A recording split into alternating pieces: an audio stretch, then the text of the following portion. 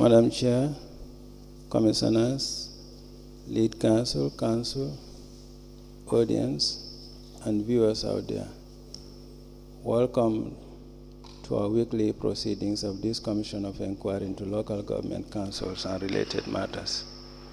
For our next item on the agenda, may I now have the honor to yield the floor to Madam Chair. Madam Chair, over to you. Good morning to you all. May I now call Honorable Sila to lead us in Muslim prayers and Honorable Joyner to do so in the Christian way. Thank you, Madam. أعوذ بالله من الشيطان الرجيم بسم الله الرحمن الرحيم الحمد لله رب العالمين الرحمن الرحيم مالك يوم الدين إياك نعبد وإياك نستعين اهدنا الصراط المستقيم صراط الذين أنعمت عليهم غير المغضوب عليهم ولا الضالين ربنا آتنا في الدنيا حسنة وفي الآخرة حسنة وقنا عذاب النار ربنا لا تزغ قلوبنا بعد إذ هديتنا وهب لنا من لدنك رحمة إنك أنت الوهاب سبحان ربك رب العزة عما يصفون والسلام على المرسلين والحمد لله رب العالمين آمين.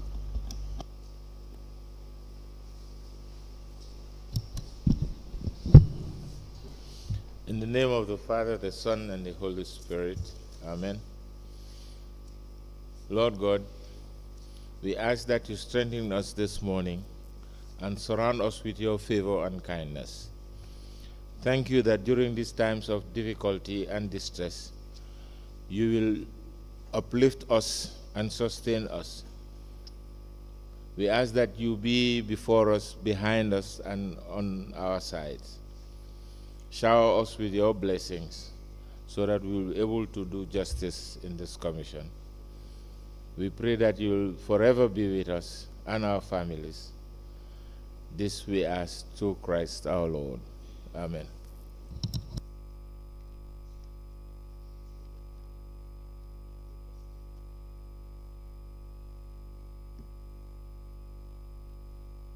Registrar, can you please call the witness?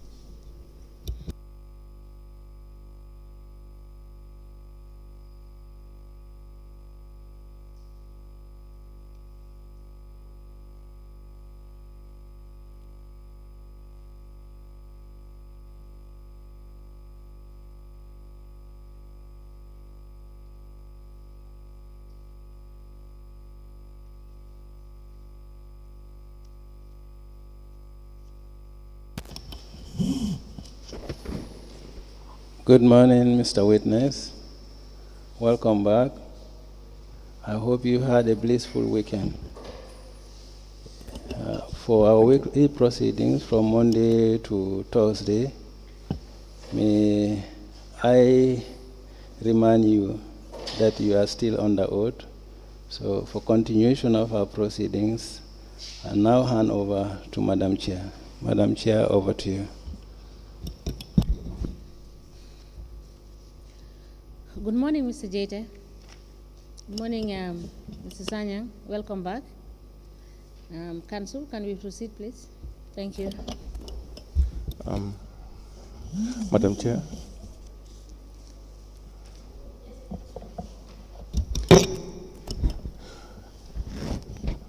Good morning, Commissioners. Madam Chair, with your permission, Yeah. I gave an answer to a question the Commission asked last week, and the answer was wrong. I want to rectify that answer with your permission if this is the right time. Secondly, we promised the Commission to research into the authority, into the power of the authority, and report back to the Commission. We have done that. Okay. That answer is also available, but you decide when you want to hear. Yes, we will ask you to make those corrections. Thank you. When we begin the proceedings. Thank you. Thank you so much.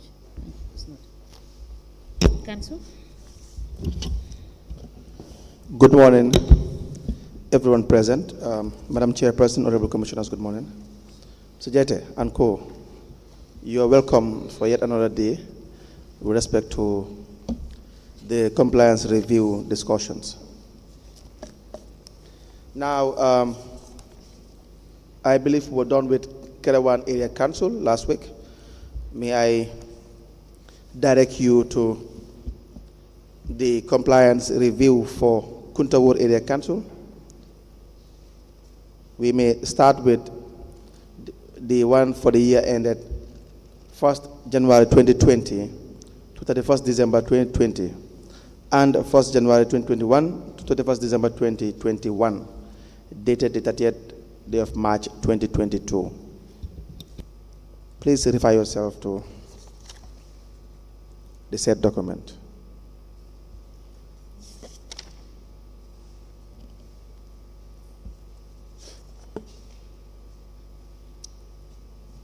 Sorry, dated 30th March 2022. Yes, 30th March 2022. Okay. Is the compliance review for 2020 and 2021. Are you there? Yes. Good.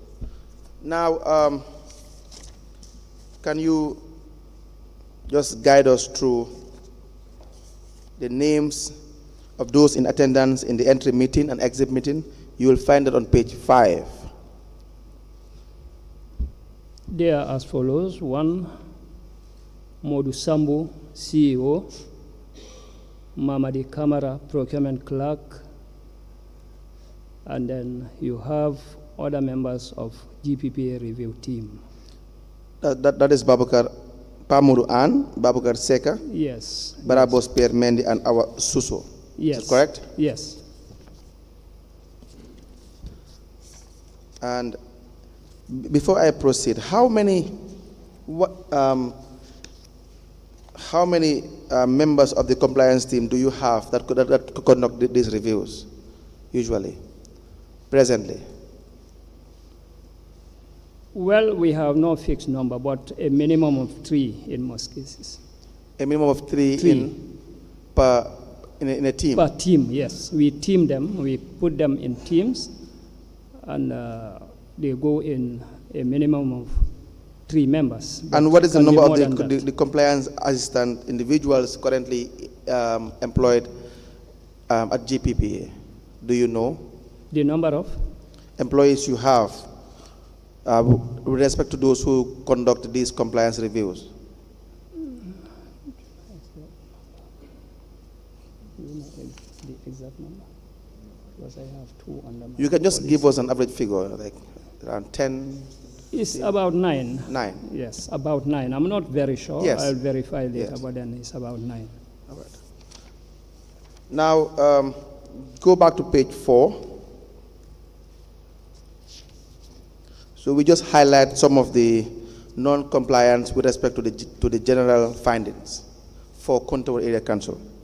So on page 4, we are told that the monthly reviews of files are not submitted to GPPA. Is that what we have on page 4? On 1.4, role of the procuring organization. Yes, on the role of the procuring organization, yes, we have the role of the PO is to ensure that the Act regulations and instructions issued by GPPA are complied with as provided by the following provisions of the Act. So you have 47(3) of the GPPA Act and so on. And during our compliance review, we observed that the procuring organization have not arranged all the procurement files on monthly basis or based on their various procurement methods. And GPPA forms are not attached in some of the transaction files. The procurement on transport claims is not prepared by the procurement clerk. Now, on page 6, with respect to the key documents reviewed, Page 6. you have the procurement plan, purchase requisitions, request for quotations, and direct procurement. Is that correct? Yes, yes, yes. And the staffs that are involved in the review process?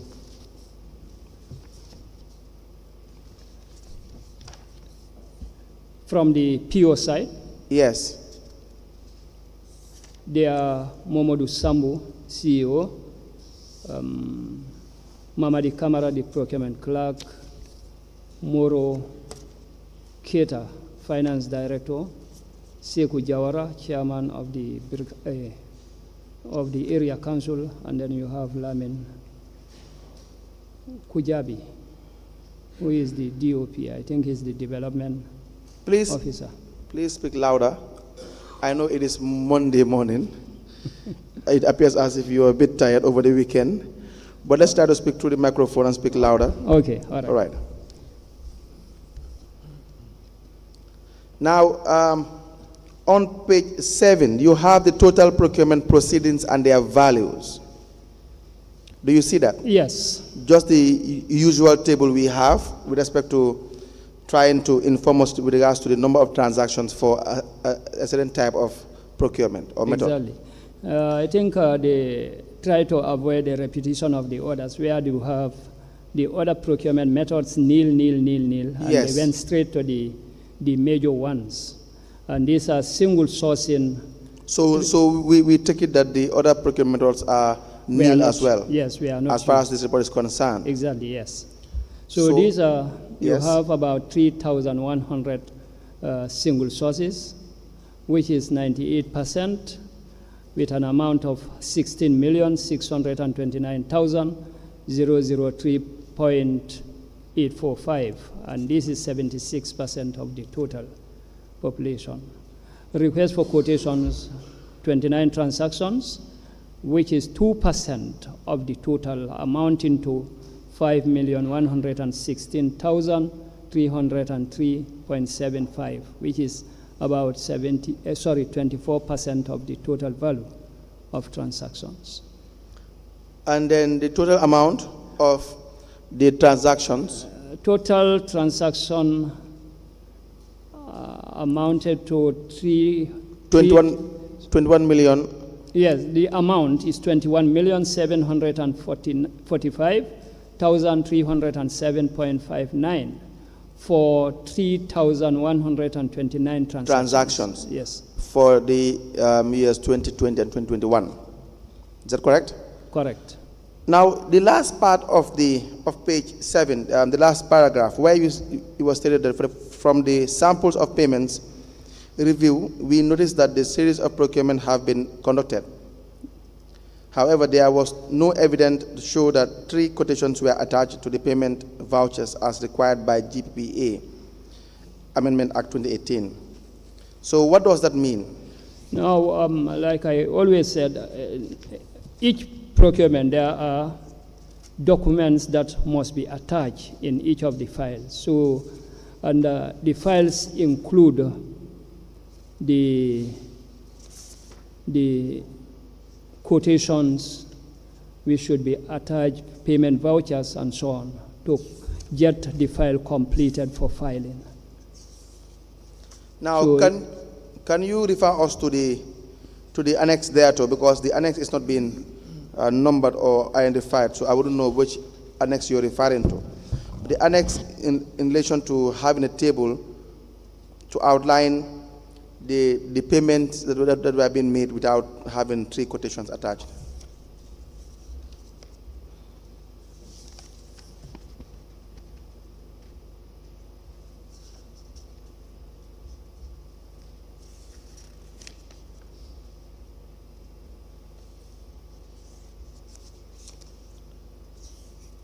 Do you see it? I am struggling to see it on the document I have. It does not appear to be on the document. No, it's not there. I don't see any file, any table relative to what you are talking annex about. to. Madam Chair, I hope you take note of that. I mean, we were supposed to be referred to a sort of a table or list of payments without 3 quotations being attached. So can you help us with the said list when you come back, probably tomorrow? Yes, Mr. Sanyang, we requested that you produce for us some documentations over the period. Yes. Did you have the opportunity to have to make the request?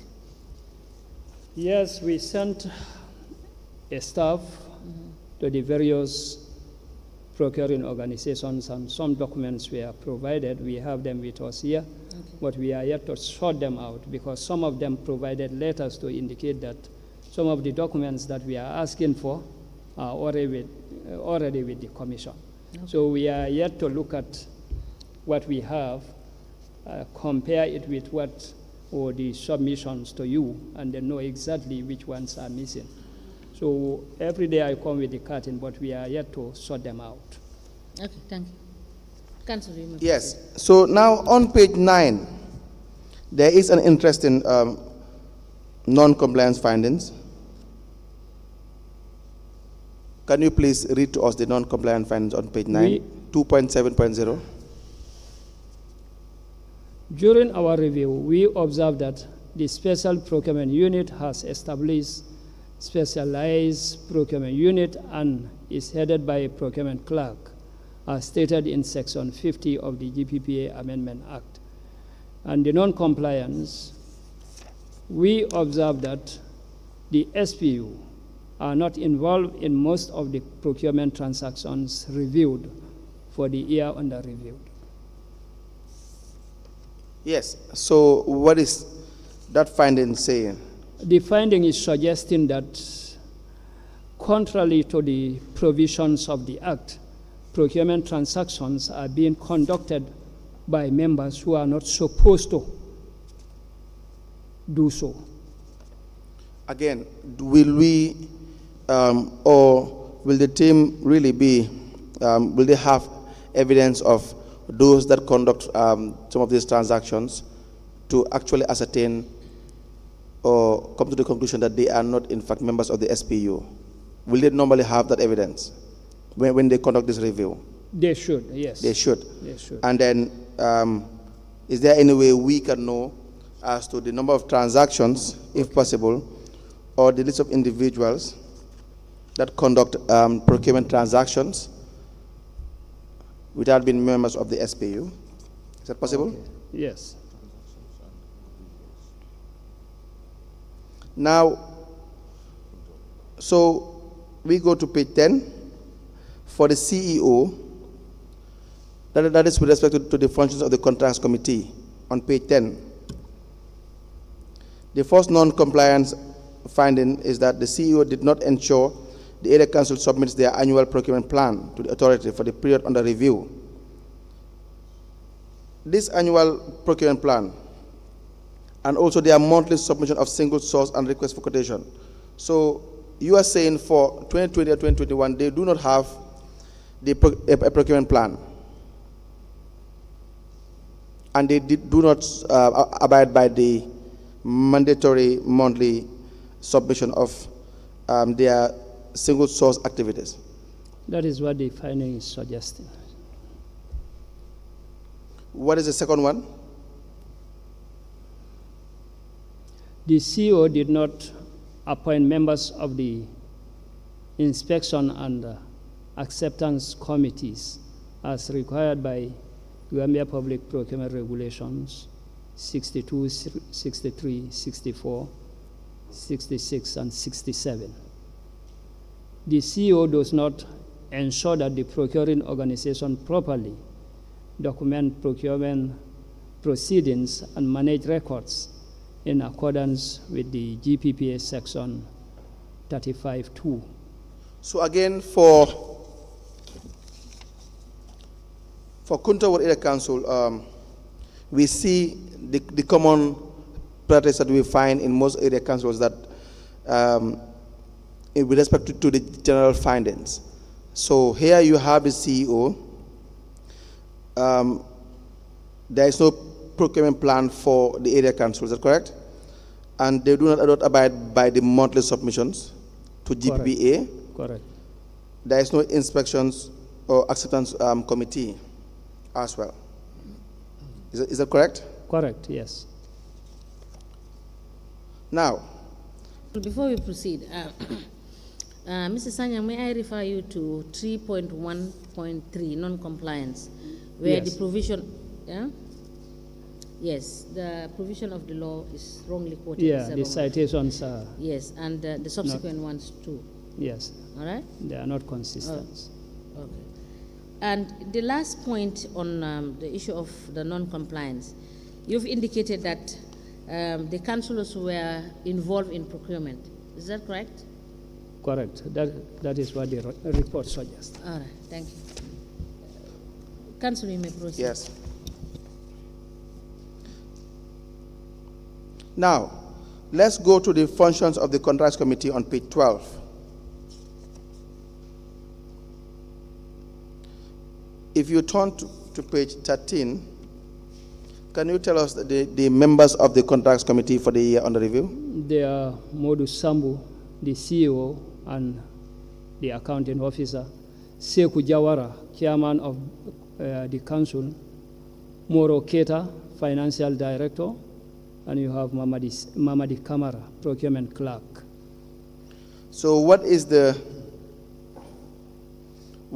percentage of procurement transactions done through single sourcing for the years under review?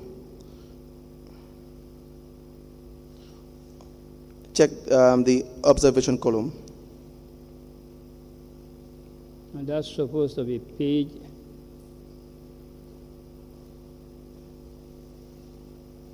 Which page is that? Page 13. Page 13. You have observation. We observe that We observe that 96.6% of the procurement transactions are done in direct procurement, that is single source, which we see as not the most competitive method in procurement, and the steps for the use of single source were not completed. Now, what are these common steps that are to be used in single sourcing? Can you remind us so that we will have a better understanding as to what you mean by the steps are not completed?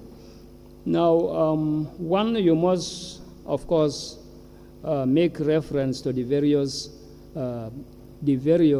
thresholds. Yes. So you may have two scenarios. One, if the procurement is within the threshold, they can conduct it at their own end without seeking the authorities' prior approval.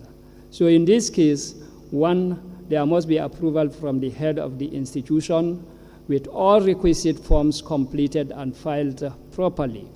There must be specifications, there must be a receipt, and of course, the offers must be properly evaluated with a committee set to do so. And when evaluated, then there must be a purchase order, and then there must be a receipt committee and examination committee to verify that the supplies being supplied are in accordance with what is being specified. So if it is on the other way around, when a procurement transaction is above a threshold which requires the authority's approval, in that case, we expect that the procurement must have been submitted to the authority for prior approval before they proceed.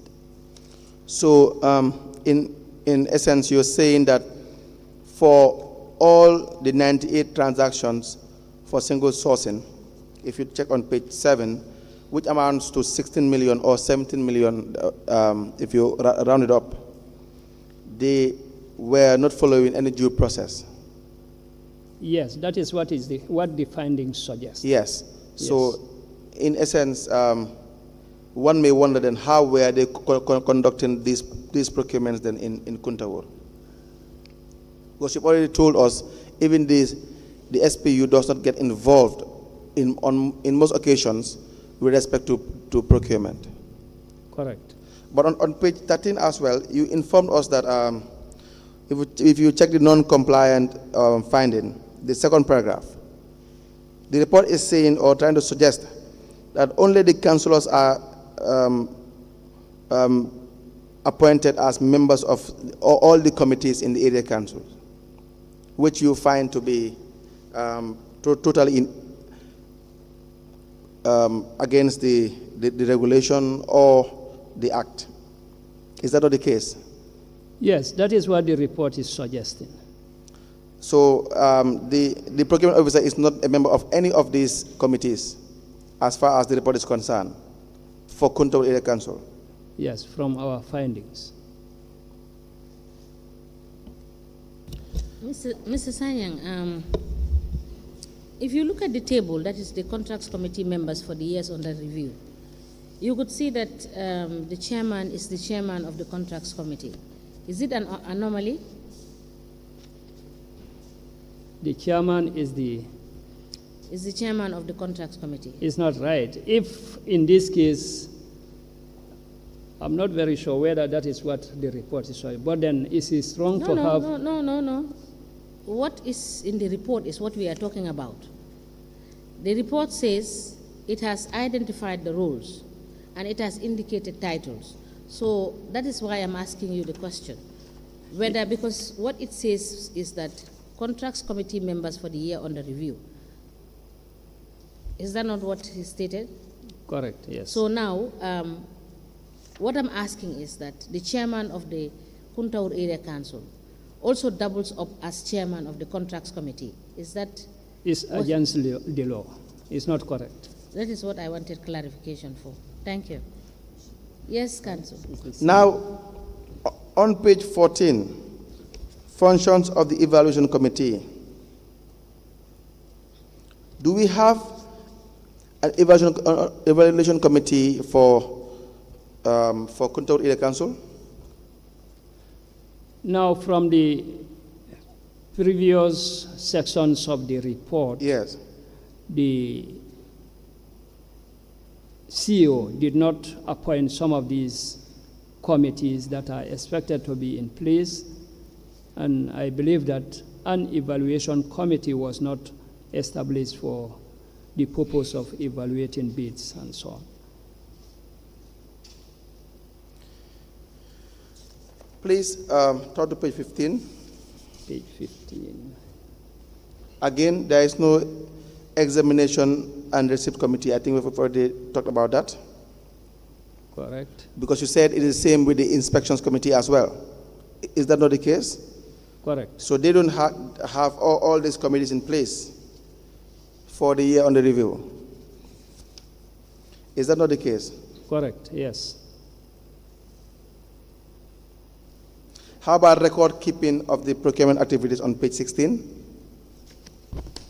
What is the state of the record keeping in Kuntaur Area Council? Page 16.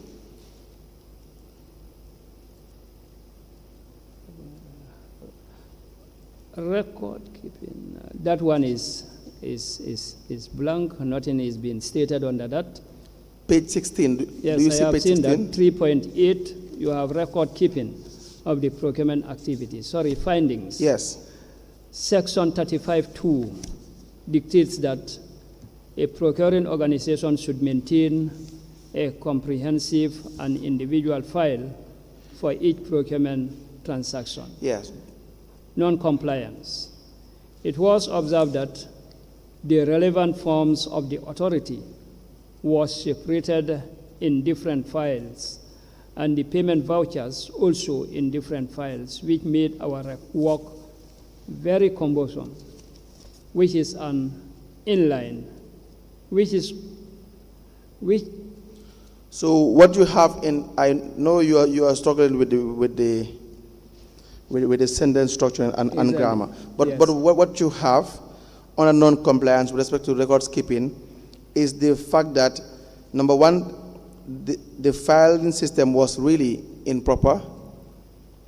So the team conducting the review were struggling to find out exactly. which document is in what file, and so on and so forth. But Exactly. in addition to that as well, you have the issue of the purchase order on the second point, where we have spoken about the fact that this should be signed by both parties. Exactly, yes. The purchaser, that is the procuring organization, and the supplier. Correct. And again, we don't see that happening in Kuntaur Area Council. Correct. Is that not the case? Correct. And the implications we have been saying all along is that, number one, missing files may be difficult to trace. In fact, what you have is not an issue of missing file. What you have is the non-existence of files, for example, because if you're not conducting procurement activities according to law, then it is not an issue of having files that are missing, but probably not having records in place as well. Correct. So the second point is proper assessment of procurement records is a challenge. We spoke about this endlessly. There's a risk that unjustifiable procurement being paid. What do you mean by that? All procurements must be justified.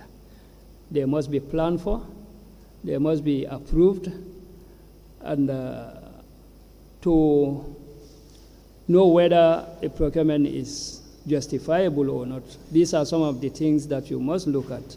One, they are planned for, and two, a contract committee must have sat and agreed to the course of action and then generate a report and append their signatures agreeing to whatever is being proposed. Without that, you cannot ascertain that, of course, the procurement should have taken place.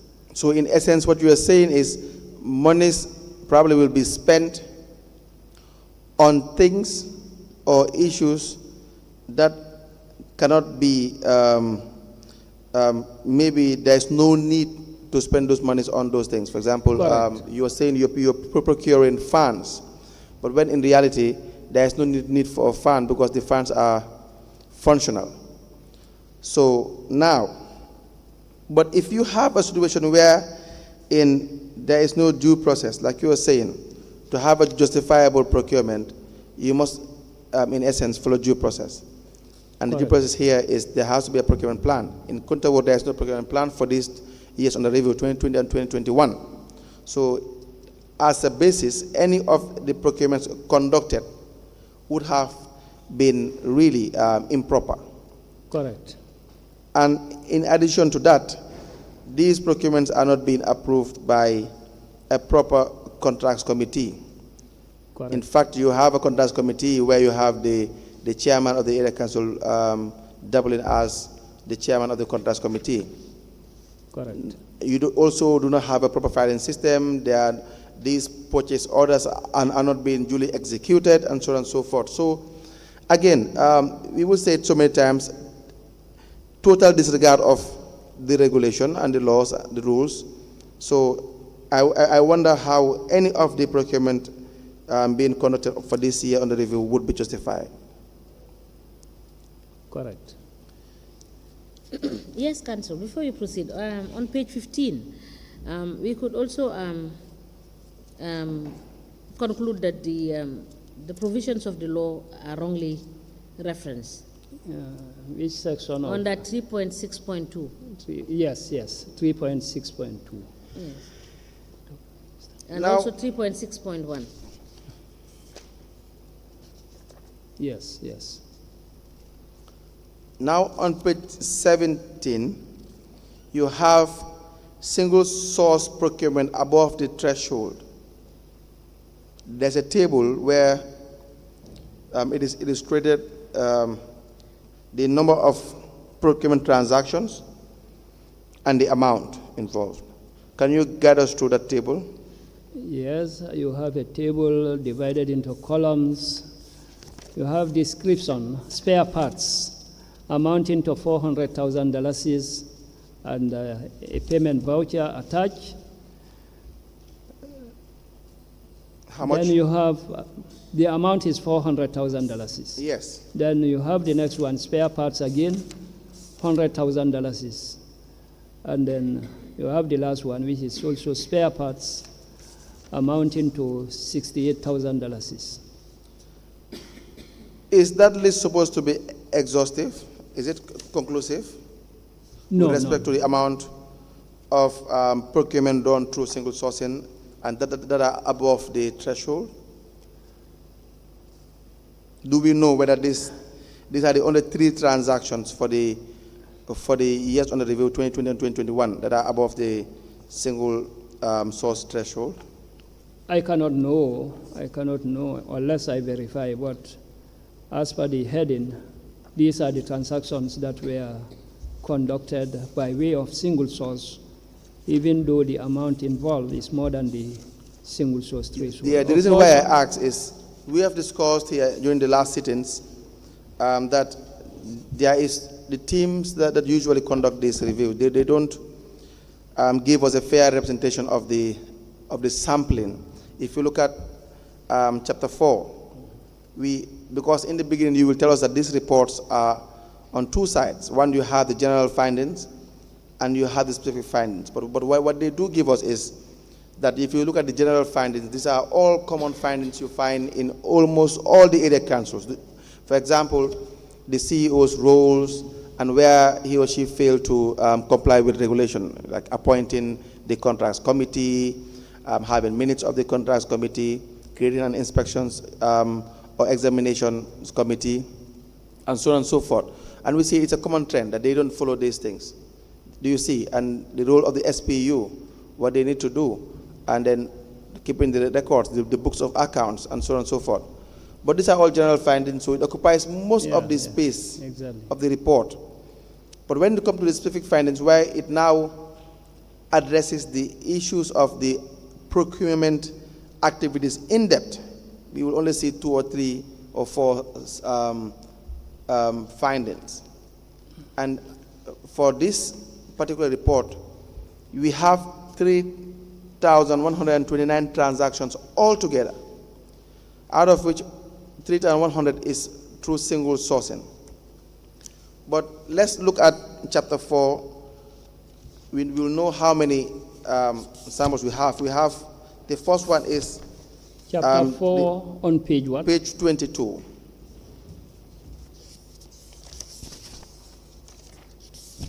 We only have 3 samples for this report, only 3.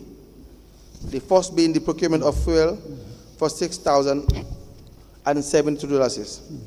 The second is the procurement of spare parts, $5,000 through single source. The third is the procurement of spare parts for $45,000. So unless maybe the exhibits have more than 3, I only see 3. Do you still have the same? Yes, I have the same, and council, if you could remember, we of course accepted the fact that absolutely it's been representative, because given the total number of transactions. Yes. We accepted totally, but I think what I wanted to say is we accepted that the number that we are choosing as specific findings may be too small compared to the total number. But we are not saying in this case that these are the only single sources conducted. We have never said that anywhere, that these are the only single sources. No, I mean, I think we are on the same page, in the sense that we know you are doing sampling. We don't expect to have a report containing 3,000 transactions. You understand? But of course, but then if you can have, let's say, out of 25 pages, if you can have, let's say, 21 or 22 of the pages entirely on general findings, and these are all common findings. Do you see the logic in it? These are all findings that we know on a daily basis. It goes to the structure of any organization. It does not really give anyone an information regarding the corrupt practices that are happening. No one, because if you tell anyone, the commissioners, for example, that the contracts committee failed to appoint members of the contracts committee, it may appear as if it is only an organizational problem, a structural problem, a failure in an administrative responsibility. That has nothing to do with corruption. Someone may fail on their responsibility, but they are not corrupt or not doing financial mismanagement in any way. Do you see my point? Council, I agree. Yes, let me just learn. Now, throughout the SPU, they fail to do this, they fail to do that, here and there. That will not give us the information, or any person that may have access to the report. but will give us an idea about the nature of the transaction and where the public funds are being diverted to. It is a specific findings. Mr. Jaita, is that not correct? Correct. It's specific findings. You are right. Yes. And that is where we don't have. You know why I asked that question? Because on page 17, even these transactions that are being listed as being above the threshold. You know, being above the threshold is only one aspect of a finding. But a transaction can be above the threshold for single sourcing, but they're still being approved by a contracts committee, for example. They have gone through all the proper channels of single sourcing. But the only information we have on page 17 is that $430,000 is being spent on spare parts in 2018. $100,000 is in 2019 on spare parts, $68,000 in 2019 again on spare parts. In December, there were two spendings, $100,000 and $68,000 on spare parts. The only information we have is that they are above the threshold for single sourcing. That does not mean that there were foul plays or a total disregard of any, because you said to us that a single source can actually follow due process regardless of the fact that it is above the threshold. Good. Is that not the case? Yes. So this doesn't tell us anything. Exactly. So if you turn to the specific findings, they didn't even give us details about these three. Good. What do you have to say to that? Council, we agree that the number that we have chosen to represent, for example, the total number of single sources is too small. And but also then, that there ought to have been adequate information regarding these three outlined single sourcing above the threshold. Okay. But Council, I also wanted to, of course, also use that opportunity to make some clarifications as being reported. I don't know whether that is acceptable or not, because we've heard that over the media or the online newspapers that GPPA said in a particular transaction or a particular area council over 400 and something, but again, GPPA said that this is the number which has never been the case. So I also want to use that opportunity to make that clarification so that when reporting is being made, ensure that the right thing is reported. Otherwise, it seems as if we're going to mislead the population. It's misleading. So what I wanted to say, maybe after the chairman will address the situation, is that I don't do trial on the media. In as much as the media is very important, we deal with facts here. And the evidence we solicit from GPPA are in the public records. The commissioners have these records. As far as I am concerned, what the public will say and how anything is being perceived, or whosoever wants to prove any point, they may come and establish any position here. Now, people are entitled to their opinion, but we don't conduct public trials. What I mean by that is media trial. We don't really, I don't answer questions regarding what has been said in the media, but then the commissioners may have to say something about it. But I understand your concerns. The evidence you have given are on record. If anyone is interested, they can come and find the record itself. And if anyone feels aggrieved about any finding or any evidence being adduced here, they may come and have the evidence being contradicted. But as far as I'm concerned, it goes no issue. Yes, Honorable Chair. Thank you, Council. Actually, you've answered. That is what I wanted to say to Mr. Sanyang. We are trying to conduct the assignment given to us as per the law. And what we are looking at are documents that are presented to us. And we should confine ourselves to discussing the issues that are before us and making sure that what is being discussed here is what is contained in the documents that are presented to us. And going forward, I will further want to ask question on page 17. Page 17, the dates noted under the single procurement, which is above the threshold, if you could realize, the report is dealing with the years ending 2020 and 2021. And the dates these transactions fall under is 2018, 2019 for both transactions. Now my question is, we are not availed the opportunity to know which of these transactions that you have reviewed were conducted in 2020 and in 2021. Because what we have seen on the record is transaction conducted 2018 and 2019. And the period under review is 2020, 2021. Yes, you may refer to 2018 or 2019, but nowhere in the report have we seen issues highlighted of transactions that were conducted in 2020 and in 2021. Okay. That too, it's a concern because that is the period under review, and you are not telling us anything that transpired within that year. Okay. So if there is any information that you can avail this commission, please do. With respect to the transactions of what you have noted in your metrics. The 3,100 total number of transactions that were done. Is this cumulative, or because even this one, we are not told whether this was a single transaction for 2020 or a cumulative transaction of 2020 and 2021? As of now, I cannot.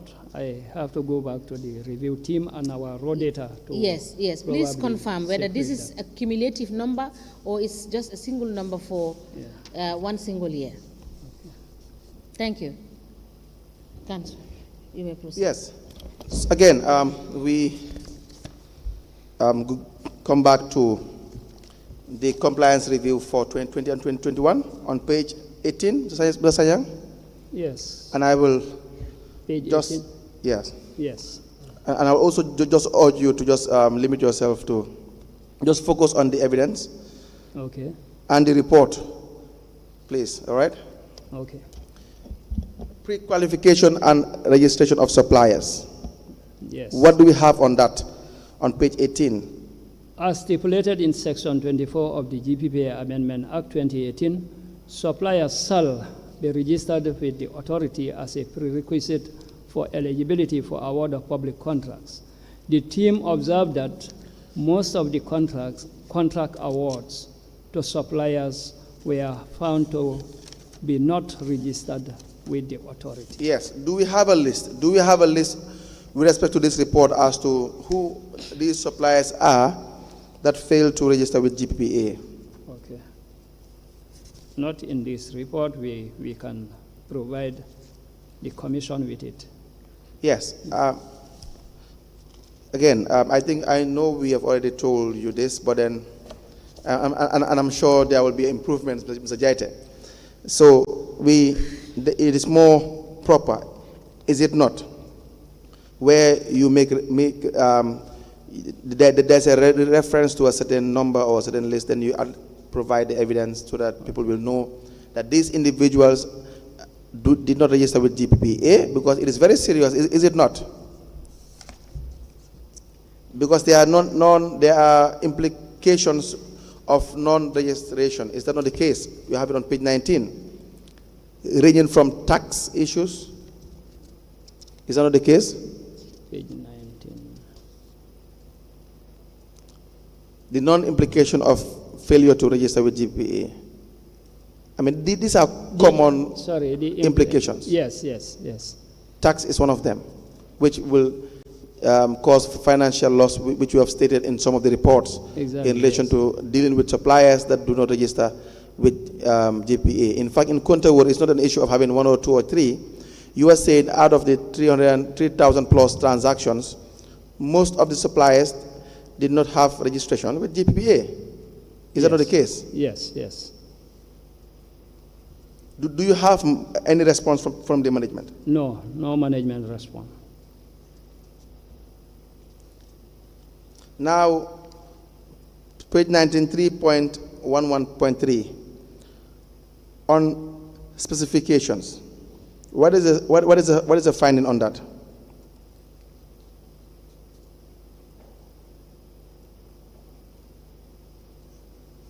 Point 11.1, where you have, however, technical specifications was not generated in most of the request for quotations. The reviewed procurement proceedings were observed that all the transactions are not having technical specifications attached to the transactions of the item, which is not in accordance to GPPA Act 2018, Section 25(1)(2)(3)(4).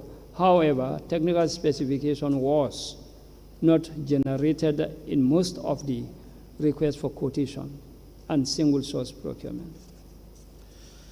Now, in summary, with respect to the general findings, what will be your overall assessment with respect to the general findings?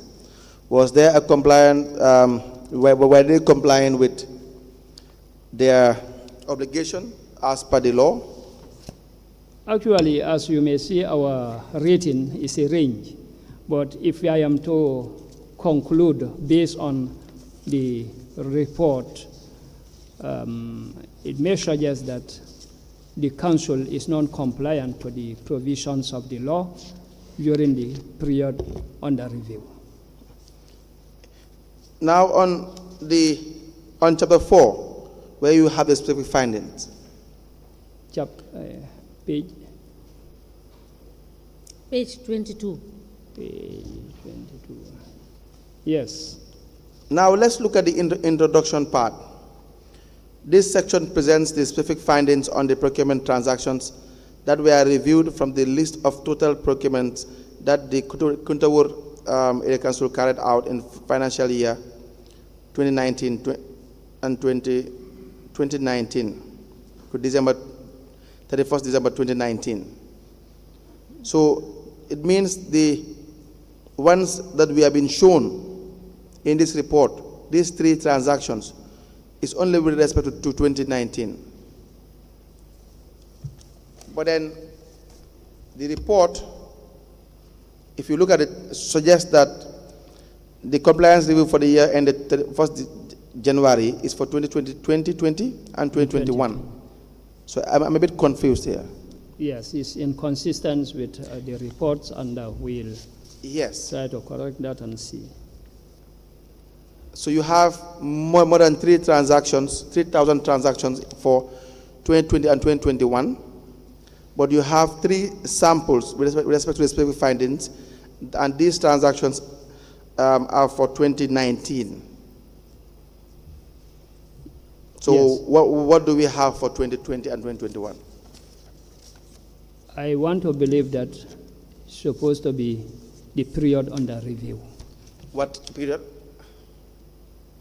That is 2020, 2021. Yes, it's the period under review. So why do we have in the introductory part telling us that the findings for under chapter 4 are for 2019? It must be inconsistencies. Anyway. And what is the reason or the justification of the inconsistency? The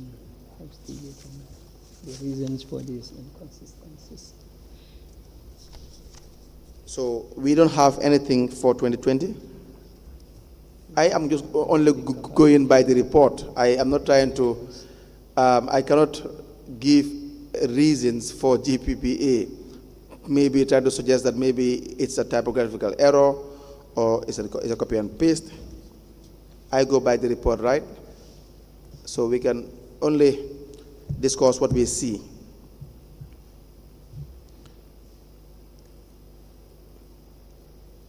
Yes, Ms. Ayanka, what can you tell us about that? Actually, we've... Yeah. The reasons for the inconsistencies, we can only assume as now that could be due to various reasons, as we've mentioned before. Could be inconsistent. It could be incompetence. Could be a mistake. It could be copy and paste. It could be a collusive practice. It could be corruption. It could be anything. Yes, that's true, Sajete. And if you're under any investigation and where you have public funds being misused.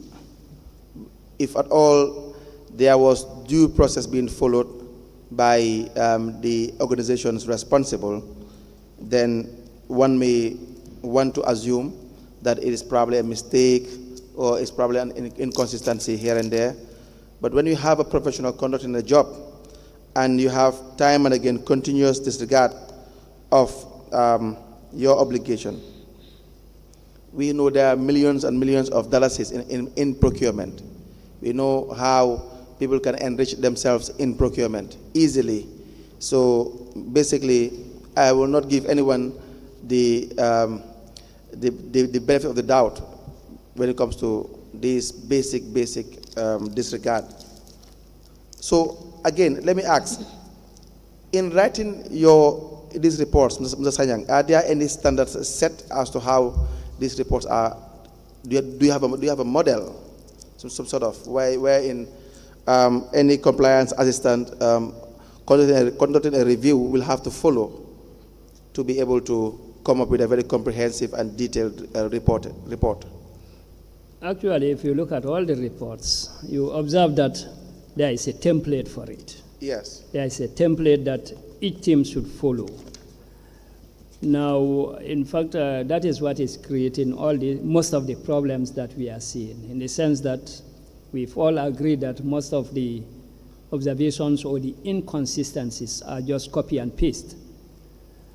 Now, if you look at, probably it's not in the interest of this commission and the like, but then the initial reports were very, very, very accurate. But as time goes on, the reviewers will started bringing citations and so on, which of course are not, we've all seen that are not consistent with some of the things that are being said. So we have a template, and of course we have a reviewing sort of procedure where, like I said earlier, the teams will be divided with a team leader and somebody identified to write the report. So when they review, they write reports, and then at their own level, they will conduct peer reviews where the report will be circulated among themselves, and then from there it may go to the managers and then directors, and finally to the Director General. Now, Council, the citation for at page 23, it's also wrong, correct? Page 23. 23, yes. The citation for the first bullet point, which is purchase order was raised by the end user department as stipulated in Regulation 28 of the GPPR and Section 12(7)(b) and 2 of the GPPA Act. Do you see that? Section 28 of the regulation is saying something different. That's supposed to be under non-compliant. Yes. The procurement documentation were not completed because there were no forms? No. At page 23, the first bullet point, at the very top. Yes, purchase order was raised by the end user department as stipulated in Regulation 28 of, I have issues with the regulation that is cited as being a wrong regulation. Yes, I think it's wrong. Regulation 28. Regulation 28 is referring to registration for purposes of preference schemes. Yes, it's wrong. Thank you. This citation is wrong. Yes. And so also is Yes. 35. Yes. Thank you. Council, you may proceed. yes, so let us now just look at the three examples of the findings. Yes, you have the procurement of fuel, $6,072 from JAR Oil through single sourcing. The non-compliant issues, the procurement of the documentations. The procurement documentations were not completed because there was no forms of the authority attached. There was no delivery receipt. There was no inspections committee. Now, you have the second one on page 24, procurement of spare parts, $5,100 from Drame Kunda. No purchase order, no forms attached or filled, no minutes of contract committee approving the transaction, no delivery receipt. And the last one, $45,000 is from one Keba Jata, procurement of spare parts. Above, you said it's within the threshold. It's through RFQ. But if you look at the non-compliance, there was no minutes of the contracts committee meeting as stipulated in the regulation. Now, so before you proceed, Council,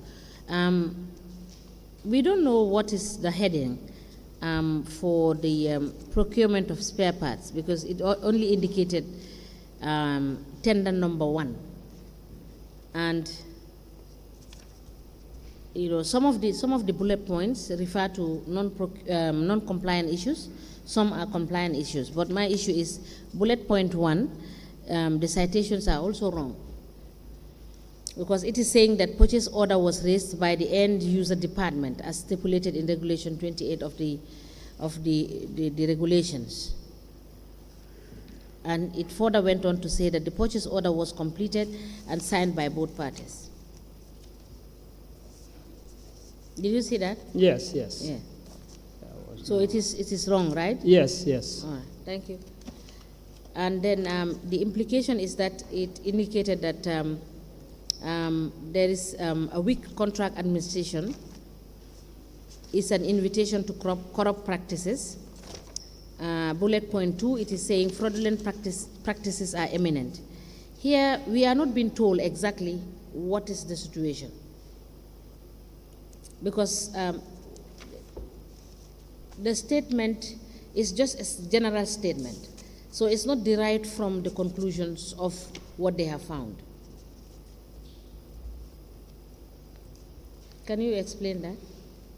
Yes, I think the statements are so generalized because there are certain things, definitely if there is no transparency, there is no fair play and the like, and the right procedure is not followed, it can lead to corruption, it can lead to not getting value for money and so on. And to prove corruption is another step.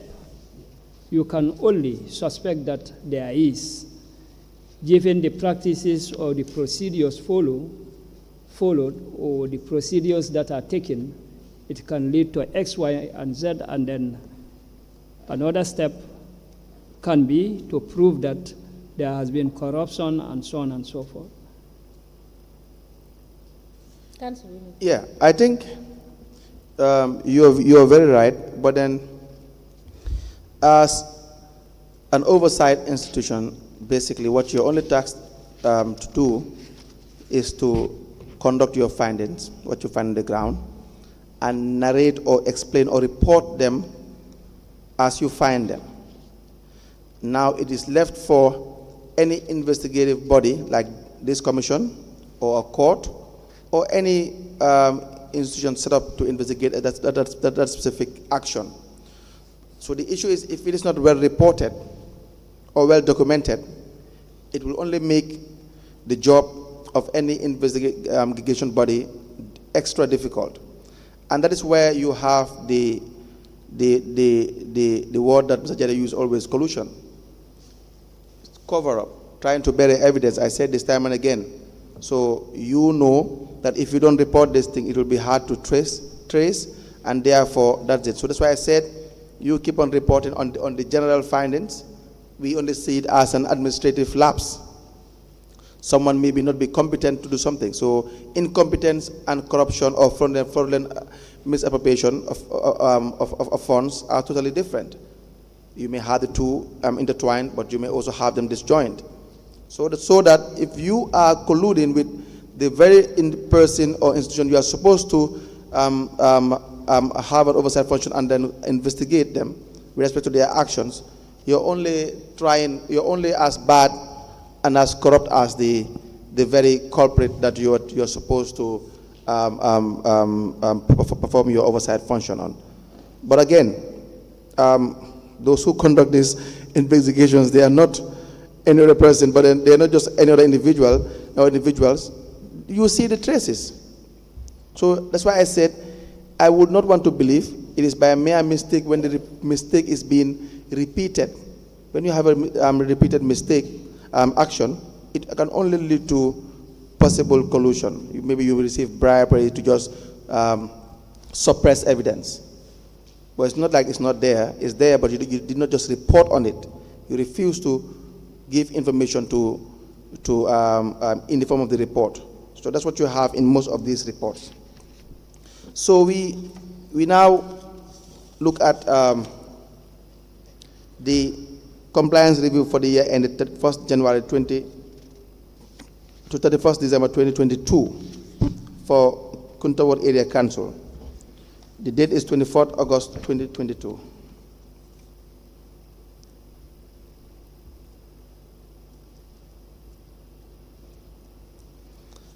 Are you there with me? Yes. Now on page 5, those in attendance in the entry meeting, you have Modu Sambu, the CEO of Kuntawur Area Council. Correct. Mamadi Kamara, the procurement officer. Correct. Momodu Njai, internal audit. Musa Samura, clerk, council. Abdullah Keita, the finance manager. Members of the compliance review team, you have Burang Kongira, Lamin FS Sambu, Mohamed Sawane, and Awa Suso. They are all compliance assistants, is that correct? Correct.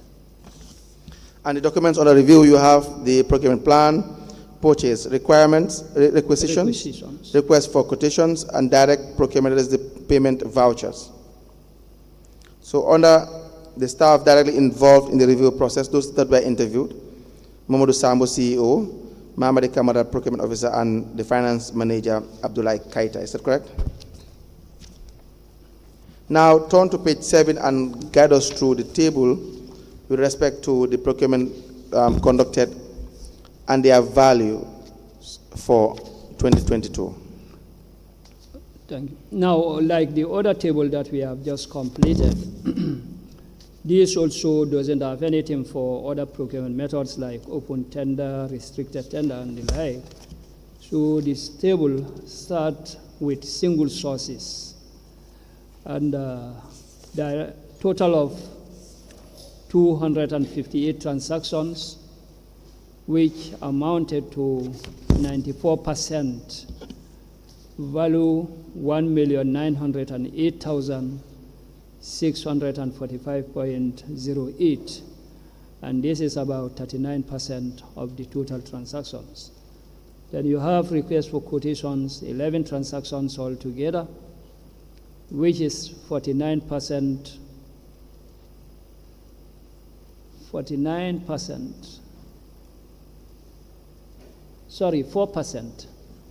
4%, amounting to 1,578,976.00, and this is about 32% of the total value. So you have restricted tender this time around, restricted tender, 3 transactions, which is 1% of the total number of transactions, amounting to 1,444,334.00, and this is 29% of the total value. So the total transactions is 4,931,000. yes, the value and the value and the total number of transactions is about 272 transactions. Yes. Again, the last paragraph, you said that there are series of procurements conducted, but there was no evidence to show that there were 3 quotations attached to the said payment vouchers. Correct. And you also referred us to an annexure, but that again is not found on the report. Yes. Now, let's look at the organogram of the council. It is the same one we have for 2020. Yes. Where do you have the procurement unit? The procurement is on the last row. Under the CEO, Yes, under the CEO. right? Now, the same thing with the SPU. 2020, 2021, we see the common problems with respect to the SPU. So again, on page 9, we observe that the SPU are not involved in most of the procurement transactions reviewed for the year under review. So it's the same process.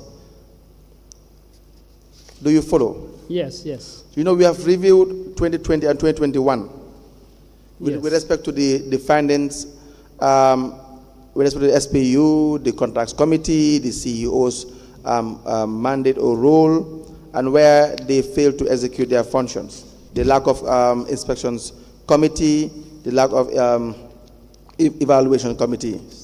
So we see the same problem again with the SPU, that most of the time they do not engage in procurement activities. Is that not correct? Correct. Let's go to page 10 and see the functions of the contracts committee. Functions of the contracts committee. The you have- non-compliance issues is the same as well. The first, that the CEO did not ensure that the area council submits their annual procurement plan. So we have seen that in the previous years. Is that not the case? Yes, correct. That the CEO did not appoint members of the inspections and acceptance committee as well. So it is more of a repetition. Correct. And again, he or she does not ensure that the procuring organization properly documents procurement proceedings, Correct. and that he does not ensure that all procurements are done by the SPU. We find, if we found out procurement which was done by non-members within Kuntawur Area Council, do we have a list of that? No. Because this part is saying that there were procurement conducted by members of council probably who are not part of the SPU. Is that not what it is trying to suggest? Yes, yes. And then we don't have a list with respect to who these people are. Yes. But then we have been told by the team that they in fact did find out the list. They in fact know the members that are engaged in procurement, and those members are not part of the SPU, but they fail to tell us who these members or who these individuals are. Correct. Mr. Sayang, did you not notice these things during the review of these reports? Well, we didn't. And that was why I said maybe you failed to review this time around.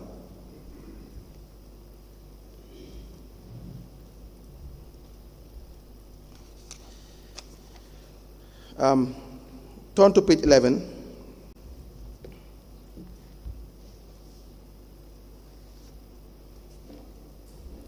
Who are the members of the procurement clerk, the procurement unit? One, you have Mr. Mamadi Kamara, I suppose, Mamadi Kamara, procurement officer. So you only have a name. You didn't give us a surname. His surname is missing. And the title is procurement officer. Qualification level 1. Ongoing studies GPPI level 1. Training none. And he is probably the only individual in the procurement department.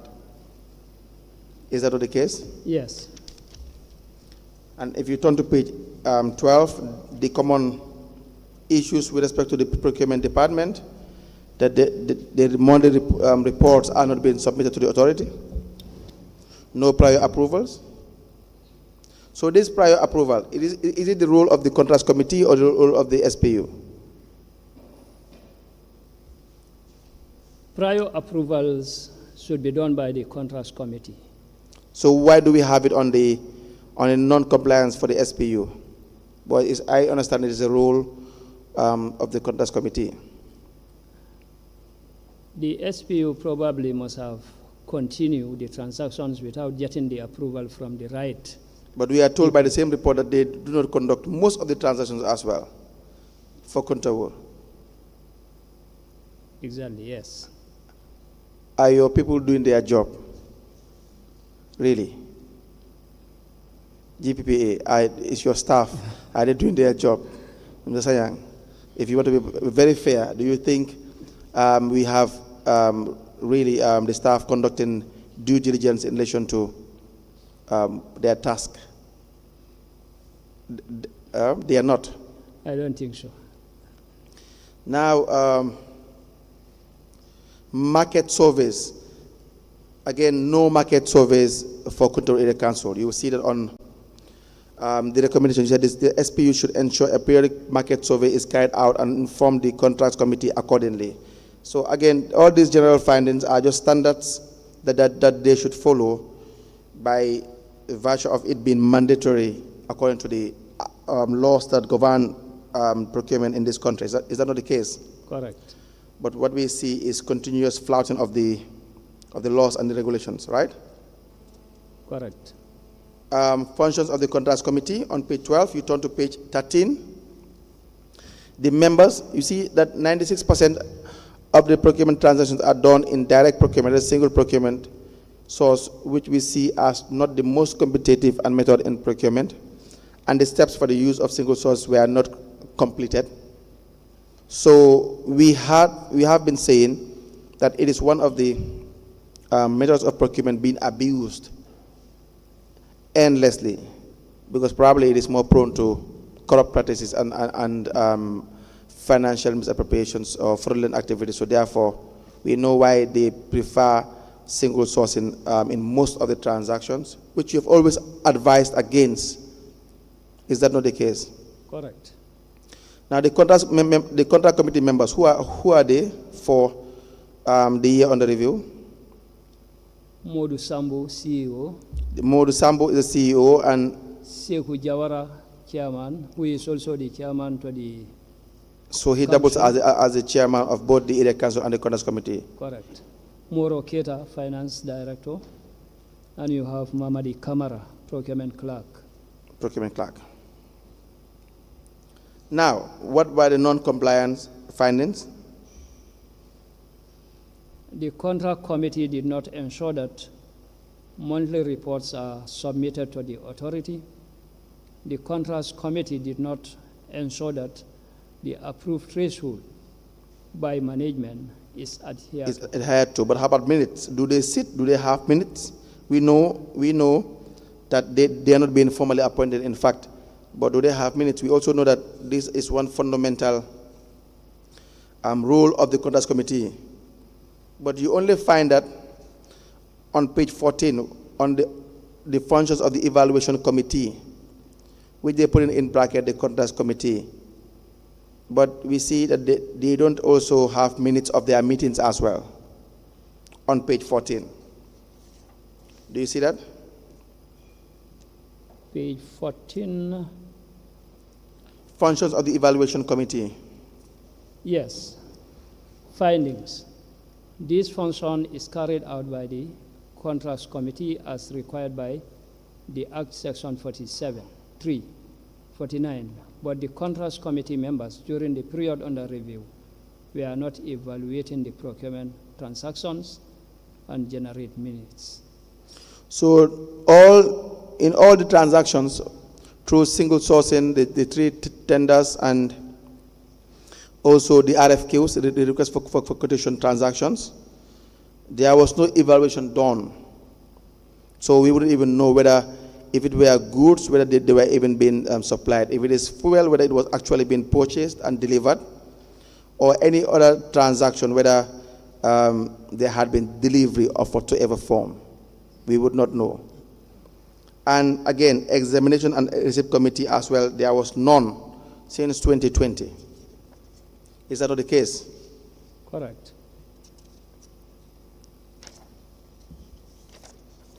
Now, records keeping on page 16.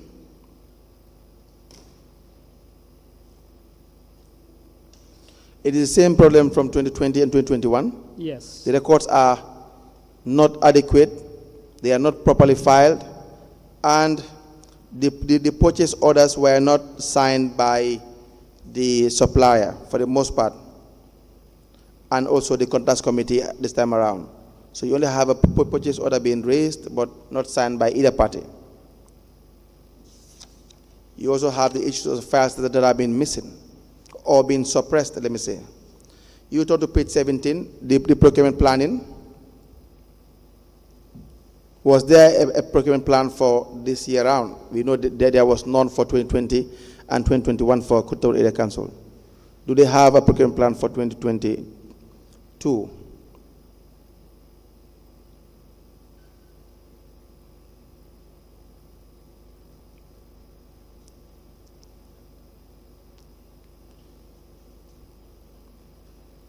Yes, That's Mr. supposed Sanya. to be, yes, 3.9.0. Yes. Yes, Section 29 of the GPPA Amendment Act dictates that procuring organizations shall engage in procurement planning with a view to achieving maximum value for money in public procurement or expenditure, and the other objectives set out in Section 3 and in accordance with the applicable budgetary procedures. The observations are, we observe that direct procurement that are above the threshold of single sourcing, which the procurement organization or procuring organization should request a prior approval from the authority before conducting the procurement. Yes, Madam Chairperson. Yes, are you done with this report? No, I'm following through. what Okay, you're saying. thank you. Yes. If- Now, yes. Yes, I think we could, if you're done with this, I think we are left with just Janjambore, which we can done before, Yes, can be done before we go for lunch break. absolutely. Yes, so that when we come back, we will be dealing with the files, and lead counsel will take us through that. Yes, no Yeah, question. thank you. Now, the same problem with respect to the pre-qualification and registration of suppliers. Do you see that? In 2020, we have suppliers that failed to register with GPPA. Yes. The same in 2021. And again, 2021 on page 17, we were told that the team observed that most of the contracts awards to suppliers were found to be not registered with the authority again. But then we don't have a list of these suppliers that failed to register with GPPA. So all of these findings, these are very, very, very key, Mr. Sayang. We will need the list of those that failed to register with GPPA for 2020, 2021, and 2022. Do you follow? Yes. Now, the same problem again with the specifications as well. No need to bother ourselves on that. So, for Kuntawur Area Council, the general problems, they transcend from 2020 all the way to 2022. Is that not correct? They are the same findings that you find in Yes, general correct. findings for 2020 and 2021. Now, if you look at chapter 4, you have the introductory part. This section presents the specific findings on the procurement transactions that were reviewed from the list of total procurements that the Kuntawur Area Council carried out in the financial year 1st January 2019 to 31st December 2019. I don't know whether you see what I am. Yes, I have So seen the it. same problem. Yes. Now you have a 2022 report still making reference of specific findings of 2019. The same problem with respect to the 2020 report and 2021 report, still making findings, specific findings for the year 2019. So is it that they are refusing to give us adequate information with respect to the nature of the specific transactions for Kuntawur Area Council for the year under review? Is that the problem? Because we don't have anything Counsel, on. I may not suggest that they don't want to give you the, but they are probably is the way they write reports, their capacity and so on. But I don't think they are refusing to give you the facts, because this is a copy and paste and it's not been corrected. So for me, I want to believe that is the quality of staff that we have, not actually trying to hide. That is my own suggestion, my own analysis of the whole situation. But what is difficult in trying to give us some adequate samples of transactions for a particular year? I don't see any incompetence in that. Now, the incompetency will make them lazy to probably go in for all these things. To me, that is my own, again, suggestion. Then the incompetency must have been very, very bad, Mr. Sayang. Really. You are trying to suggest that they do not even have any form of qualification at all to even conduct any function of this nature, no matter how minor it is. Because you may not be competent enough to kind of from a certain transactions based on the level of the transaction, but to be incompetent not to even be able to know that you have to give a fair representation and give samples with respect to findings. That will probably need you guys to do an overhaul then. So Jeta? Yes, director is referring to me, say maybe DG. No, like I said, there are so many factors. One can, excuse me, one can't even know where to start with the poor performance we have seen in the reports. It's a combination of almost everything that we've been talking about. The reports are absolutely very, very poor. That is a fact. It's outside. You've been able to lay that plainly on the table. And I think it's also a failure of management, of which I am part, and I'm the head of management.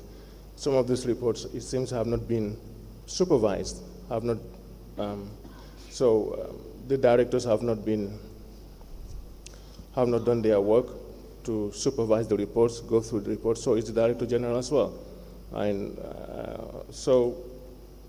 yes, you just said that maybe we need a complete overhaul. Probably we need a complete overhaul.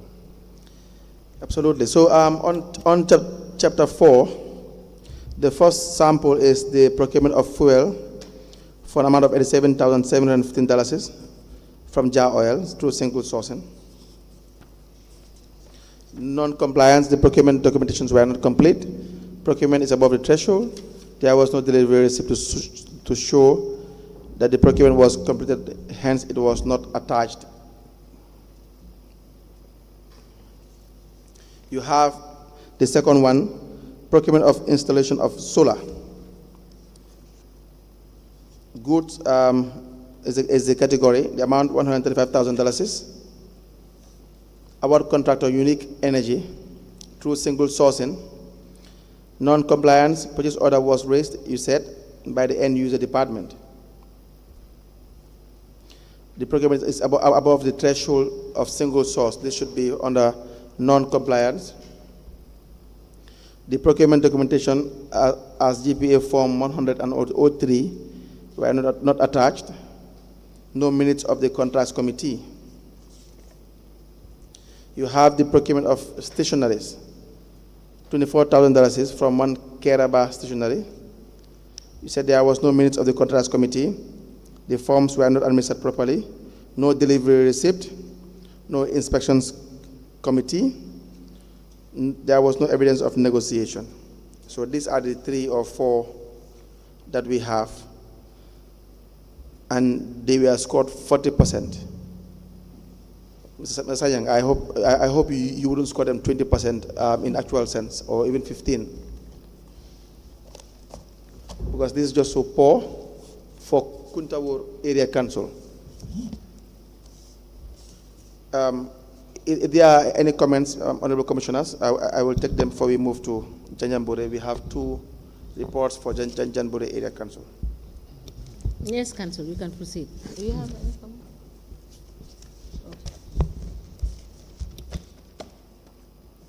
Can you turn to page, the report for Janyambure Area Council for 2019, December 2019.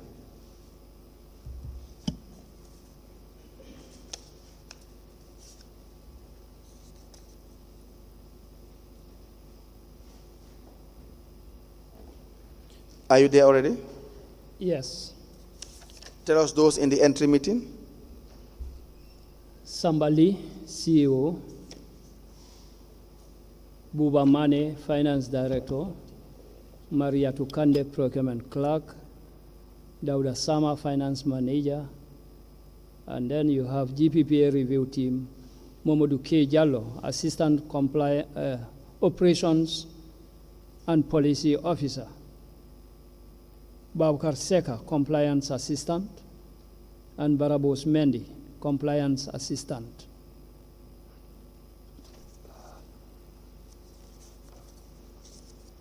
Yes.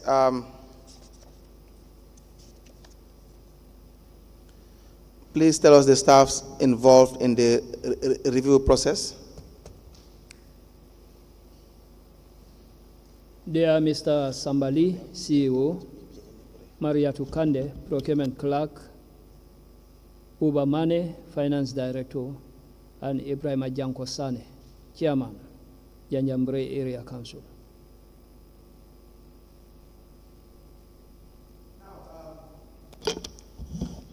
Before we proceed with Janjanbureh Area Council, the one I have, it appears as if we have dealt with it. But now, let me ask you briefly with respect to the nature of the post-review. Usually, how long do they stay when they go on treks, for example? How much of a time do these teams spend on track to conduct these reviews? In most cases, 2 weeks. 2 weeks. Is it 2 weeks for a particular area council, or is it 2 weeks for, let's say, a particular geographical area? 2 weeks for the provincial councils in the north, and another 2 weeks for the South Bank. South Bank. So that will be like Kerewan, Kuntauru, and Janjambure for 2 weeks. And then you have Basse, Mansakonko, Basse and Mansakonko for another 2 weeks. Now,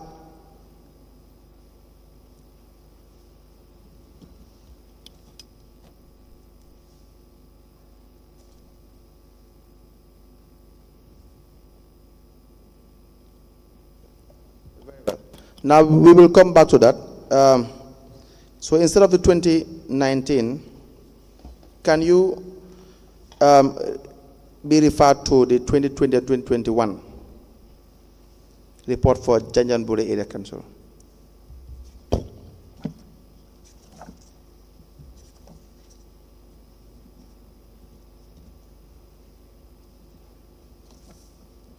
Please let me know if you... Yes, I am there. Yes, again, let us know those in the entry meeting. Mr. Passet Sise, Chief Executive Officer. Haruna Bari, Vice Chairman of Janjambure Area Council. Mr. Alaji Mane, Finance Director. Mrs. Maria Kande, the Procurement Officer. Maria Tukande, the Procurement Officer. And the members of your office is the team? Yes. Comprised of Jamila Odum, Pa Modu An, and Mohamed Sawane. Is that correct? Yes. And the documents you have reviewed are generally the same: the procurement plan, purchase requisitions, request for quotations, tenders, approval requests, contract agreements, and the rest. And the number of transactions on page 6, the total procurement proceedings and their value. There were no open tender, no national open tender, no two-stated tendering, request for proposal 0, restricted tendering 0, but single source you have 448, Is that correct? Correct. The value is $2,869,702.54 bututs. RFQ, there were 2 transactions. The value is $299,500. So the total value for the year 2020 and 2021 is $3,169,202.54 bututs. Correct. That will be for 2020. And if you turn on page 7 into 2021, there were 343 single source SIN transactions. The value is $1,526,935.6 bututs. For RFQ 15, the value of $2,467,750. So the total will be $3,994,685.6 bututs. We have the same problem with respect to having most of the transactions being through single sourcing, which is non-competitive. Correct. Is that not the case? Correct. And we were told that the team, again, they reviewed all the 358 transactions during their review process. Do you see that? Yes. So we have an organogram that is being shown to us on page 9. It is not very clear, but you will see in the organogram that the procurement clerk is under the director of planning and development. Do you see it? Yes, yes. And which we have said is very irregular. It should be under the CEO, the accounting officer. Is that not the case? Yes. That same report is what you find on page 10. But then they are saying that they have already rectified that during the comments section. So for the non-compliance findings for the CEO, that is the accounting officer, on page 11, you have the general findings: non-appointment of members, no setting up of committees, no proper documentation. On page 11, the role of the accounting officer, where you have the non-compliance, you have all of them under compliance, but then he said, however, there are non-compliance practices that were identified during the compliance review.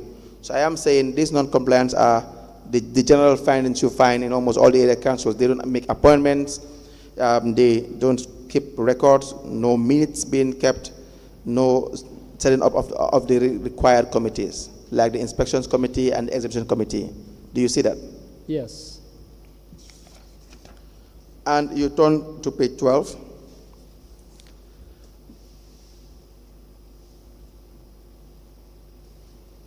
But in the Janjamburi Area Council, I see the management comment really showing some kind of commitment. I'm not sure whether they will do that subsequently, where they're saying that I assure you that before your next audit, you will prepare disposal plan and follow disposal procedures. I already appoint them, and all appointment letters are sent. Please, so do you have evidence of that?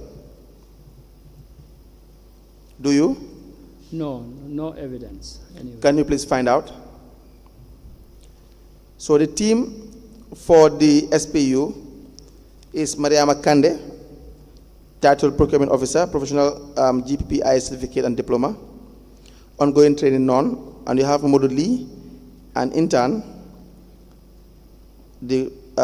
His qualification is WAEC, Ongoing Training None.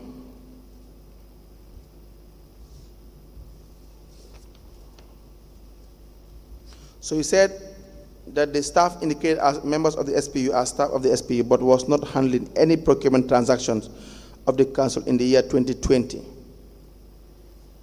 What are you saying in the compliance findings? You are saying that the compliance unit did not handle any procurement activity for 2020? Is that what you're saying? As the report suggests. Yes. But it should be 2021. This report is for 2021.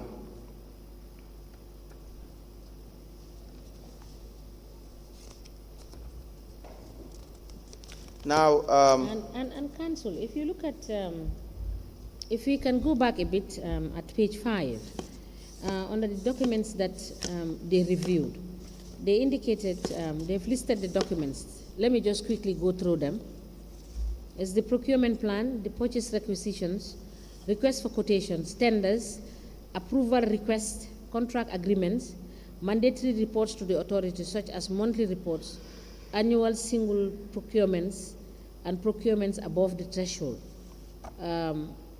assets disposal report, and the approved budget of 2018.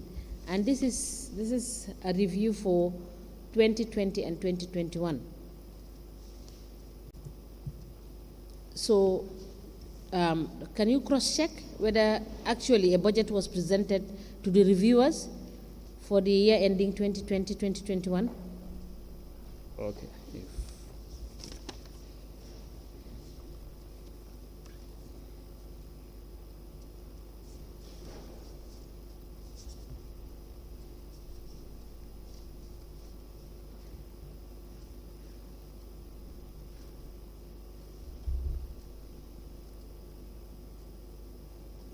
Yes, Honorable Commissioner. Do I proceed? Are you Yes. On page 12, too, you've indicated under compliance, that is the findings on functions of the SPU. You've stated that on bullet point 1, the staff indicated as members of the SPU are staff of the SPU, but was not handling any procurement transaction of the council in the year 2020. And you are indicating that that is in compliance with your regulations? That is page, sorry. 12, the first bullet point. Page 12. It has the heading findings on functions of the SPU. Then you have compliance. Functions of the specialized procurement unit. Yes. In terms of an organizational structure. No, Yeah. page 12. Bullet point 1. The staff Okay, indicated. the staff indicated Yes. as members of the SPU are staff of the SPU, but was not handling any procurement transactions as transaction of the council in the year 2020. So these are all the issues that you said they complied with the regulations? No, it's in compliance with the regulation. Already they are indicated as staff, but then they are supposed to, all procurement transactions should have been handled by the SPU. Yeah. But in this case, the staff are there, but are not handling the procurement transactions as required by the Act.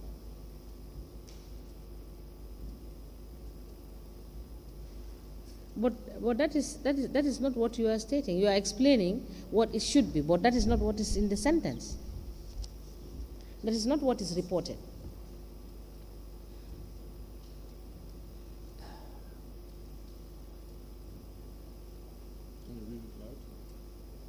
Compliance issues.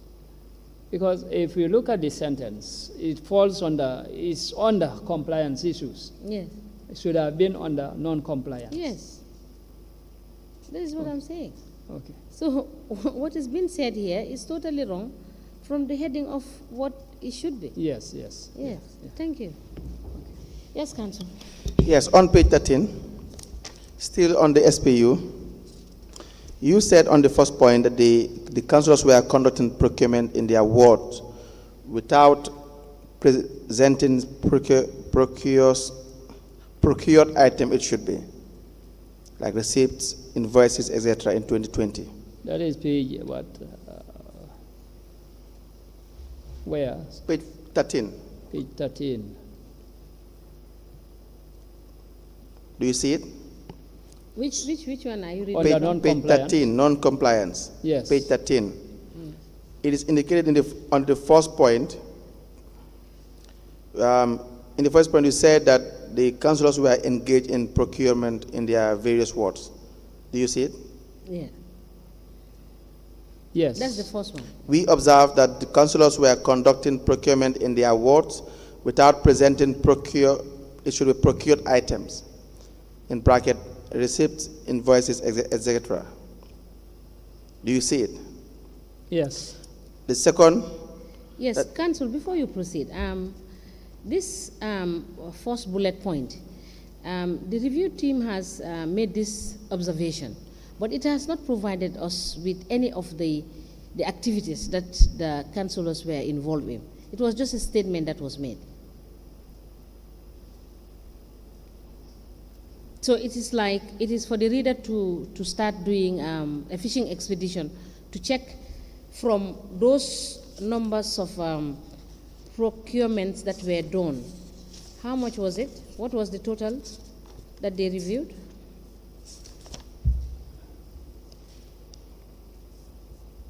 The total reviewed for 2020 was 450. Yes. Yes, and for 2021 is 358. Yes. In none of these transactions are we able to ascertain which of these contracts or which of these transactions were done without receipts or were done by the councillors. So how can we assess?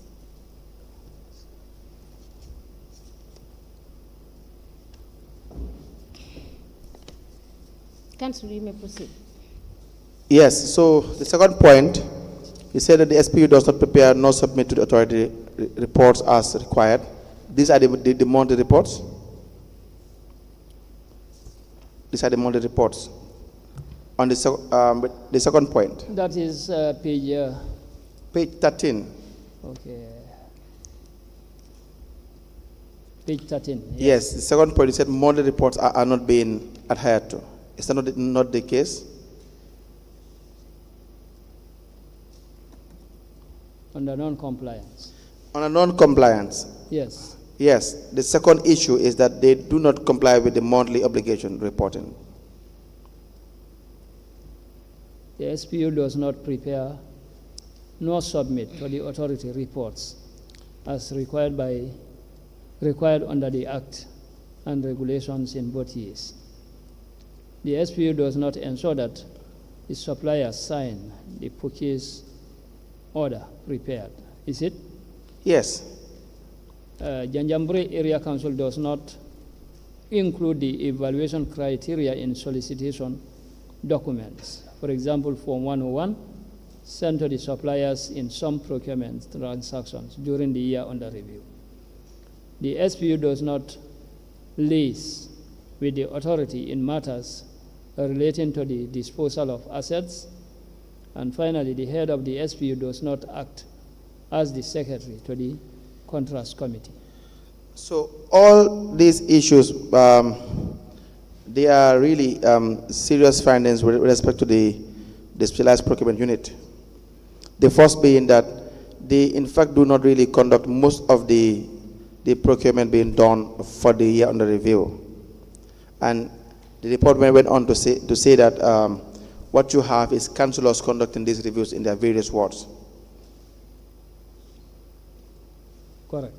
Yes, and still we do not know the names of these councillors and the nature of the procurements being conducted by any of them. So we also have the problem with respect to purchase orders, that the purchase orders being raised are not being signed by either both of the parties, that is the purchaser and the supplier, or either of the party. Now you have also evaluation criteria. We know we've already spoken about this. They don't abide by that. And most of all, the contracts committee of the area council, the secretary of the contracts committee is not the head of the SPU. So please turn to the next page, 14, where you have the list of the contracts committee. You have Pasit Sisi, the CEO. He is the chairman of the contracts committee. You have Haruna Bari, the vice chairman, who is also the vice chairman of the area council. Is that correct? Yes. Are you following? Yes, yes. Omar Balde, councillor, is a member. Mariama Kande, procurement officer, secretary. Alaji Mane. Alaji Mane, finance director, member. Abdullah Jallo, councillor, member.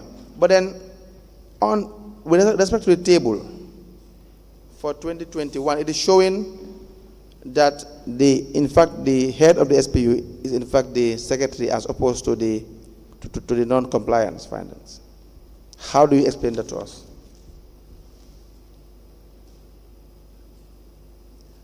It's an inconsistency, anyway. Now, on page 16, there is no disposal committee. Do you see that? Page 16. Yes.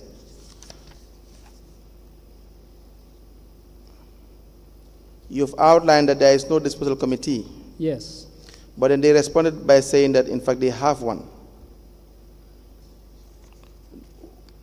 Is there any further response, or was there a need for that? Because maybe you may believe that they did not. Did they provide you with evidence of the establishment of a disposal committee? Anyway, the report suggests that there is none, and they said yes. So the authority should have gone further to find out or look for evidences that there was a disposal committee. On page 17, examination and receipt committee, none. Do you see that?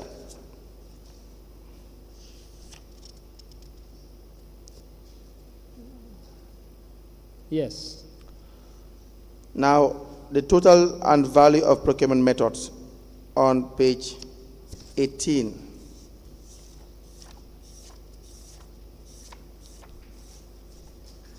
On page 18.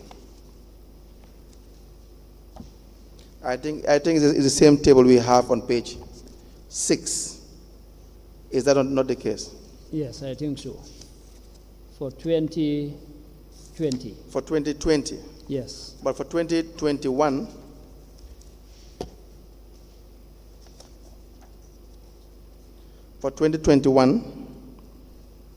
you have 343 transactions for single sourcing. Is that correct? Yes. The value is $1,526,935, 6 bottles, and 15 for RFQ. So the records keeping, the same problem for Janjanbureh Area Council for 2020 and 2021. We see that they do not have proper records keeping. The files are not properly administered. Is that not the case?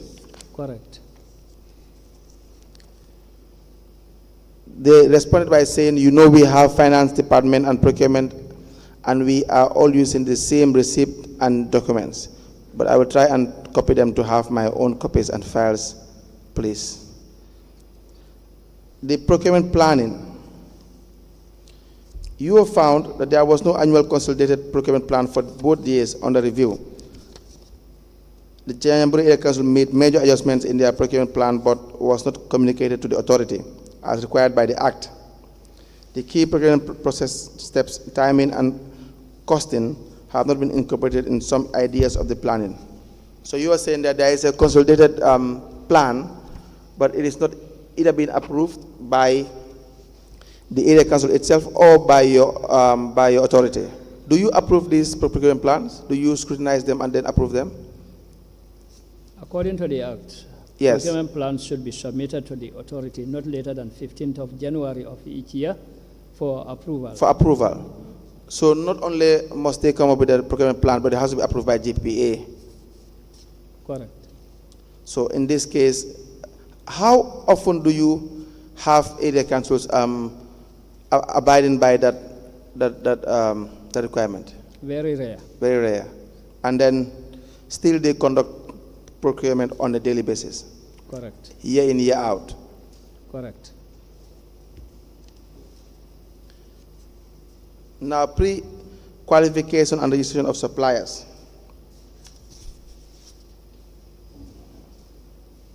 You said, having gone through some records presented for auditing, it was discovered that some contracts were awarded to suppliers who did not register with the authority of at the time of the award. Now, the names are, you have one Baba General. That's As supposed to be page 21. Okay. Baba General, for wiring materials, $34,152. Alaji Ibra Njai, electric materials, $40,000. Sajo Ngom, general Sajong Gomes General Meh.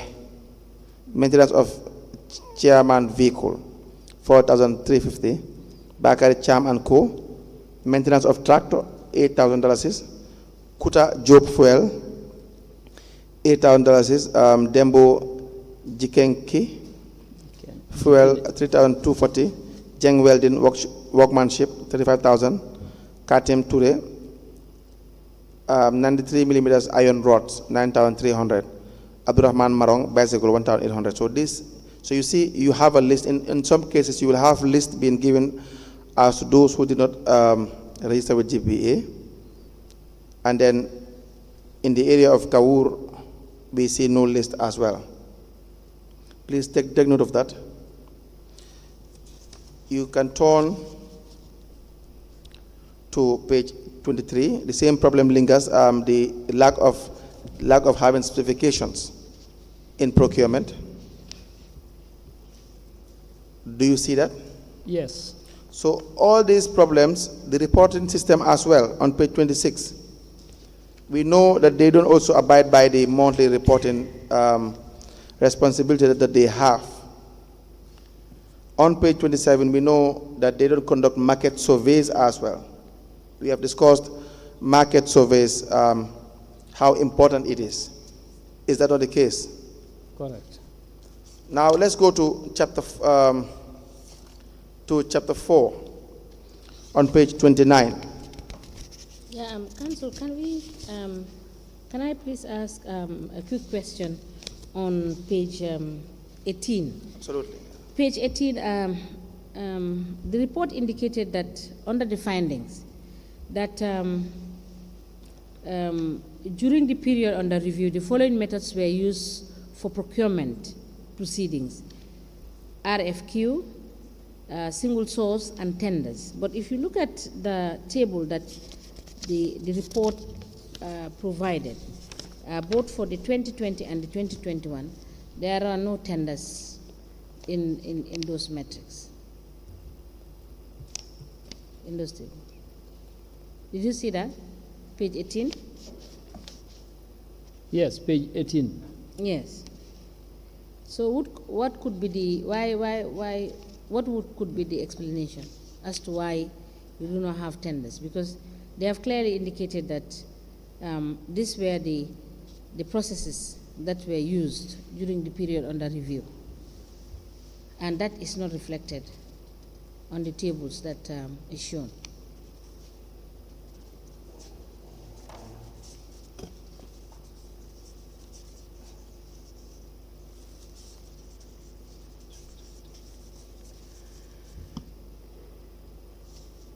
What could be the explanation, Mr. Sergeant?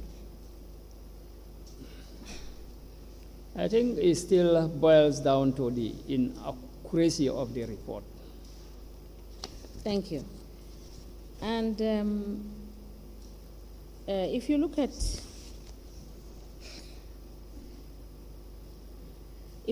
page 27, page under 27. Yes, under management response, they did indicate that for the bid complaints, we will try and handle it. And here, in the report, we've not seen anywhere or any transaction that has been noted for such issues. In other words, the report did not highlight complaints of certain activities that were carried on by the council, and in which complaints were made. And you could see here in the management response, they have indicated that they will handle it. What are they handling? Because it's not contained in the report.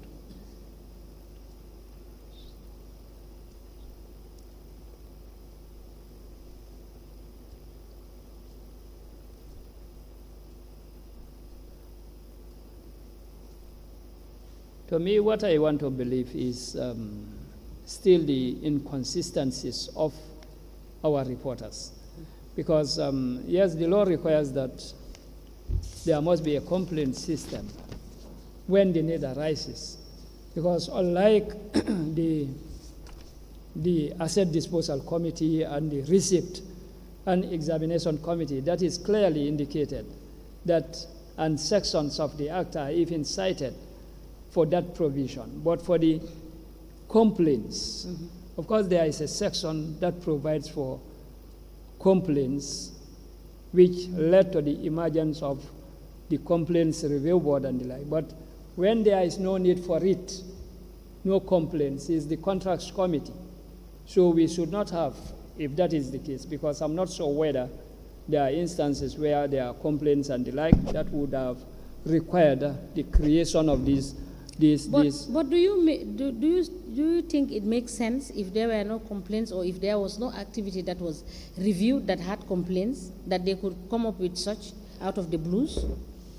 That is what I'm seeing, because we have not seen anywhere where it is indicated that there has been complaints. So that will also, that explanation will also go for the findings and the response they gave on page 26, their management response on the issue of termination of proceedings. They have also indicated that, let me just read what they said. Which page is that? That is on page 26.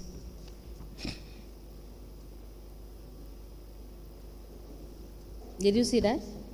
It says, yep, there was no termination of proceedings. That's their response. So, does it also mean that they were involved in activities in which they needed to terminate the proceedings, and they failed to do so, and the review team picked up that issue, and that is why it is in the review? There was no termination of proceedings. You may go back to 25. Yes, I'm looking at page 25 on the termination of proceedings, and the findings are as follows. 1, there was no terminated proceeding during the period under review. The finding is like there was no terminated proceeding during the period under review. And the management response was like, yeah, there was no termination of proceedings, meaning they are agreeing to the fact that there was no proceeding was terminated. Councillor, can you proceed, please? Yeah. Thank you, Madam Chairperson. On chapter 4, page 29, are you there? Page 29, yes. Yes. That is with respect to the specific findings. Is that correct, according to your record? Correct. Now, the first is the procurement of 2 computer laptops from Sahara Stationery. Yes. The amount is $120,000. Now, the procurement item was not in the procurement plan. There were no minutes of the contracts committee, no delivery receipt to show that the procurement was completed. And that is to say that there is no evidence of delivery. Is that correct? Correct. No delivery receipt. There was no inspections committee to inspect the goods. The second one,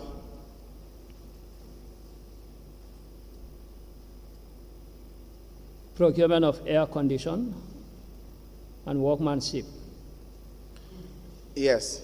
No, you have the procurement document as GPA for 101 and 040, not administered, and 102. No specifications, no evaluation report. They said that they were assigned by the Attorney General of Chambers to buy these 2 laptops for the CEO and Director of Finance for IFMI's purpose, and it was urgently needed. They gave us a specification for the laptops. That's what they said in their response. So you have the next one, the procurement of air conditioner and workmanship.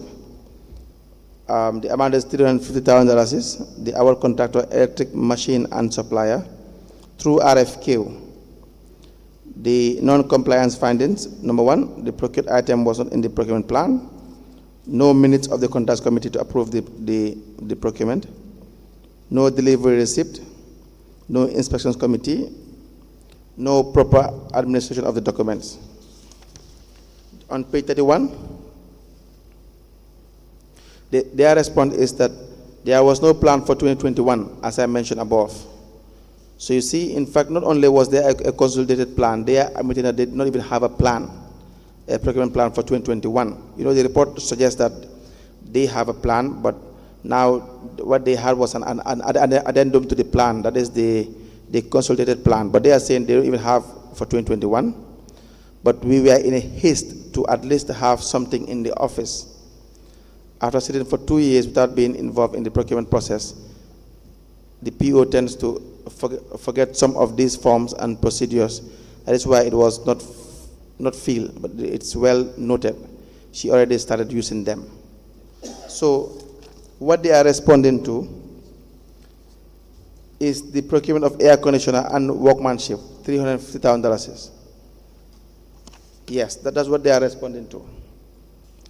For 2021, they are saying that they had sat for 2 years without being involved in procurement. What does that mean? The report is suggesting that they have people identified as procurement officers and the like, and their role is to conduct all procurements, but they have not been involved. And that is, procurements are being conducted by other staff that are not part of the unit. So I think that is what the report is suggesting. But this is not only with respect to the SPU. Is this management response not coming from the CEO? It should be a response from the accounting officer, primarily. Now, response is supposed to come from management. Yes. But in some cases, they will give them to the, being a procurement-related issue, they may have given it to the procurement people to respond. All right, we will try to have clarification with respect to that when probably they come.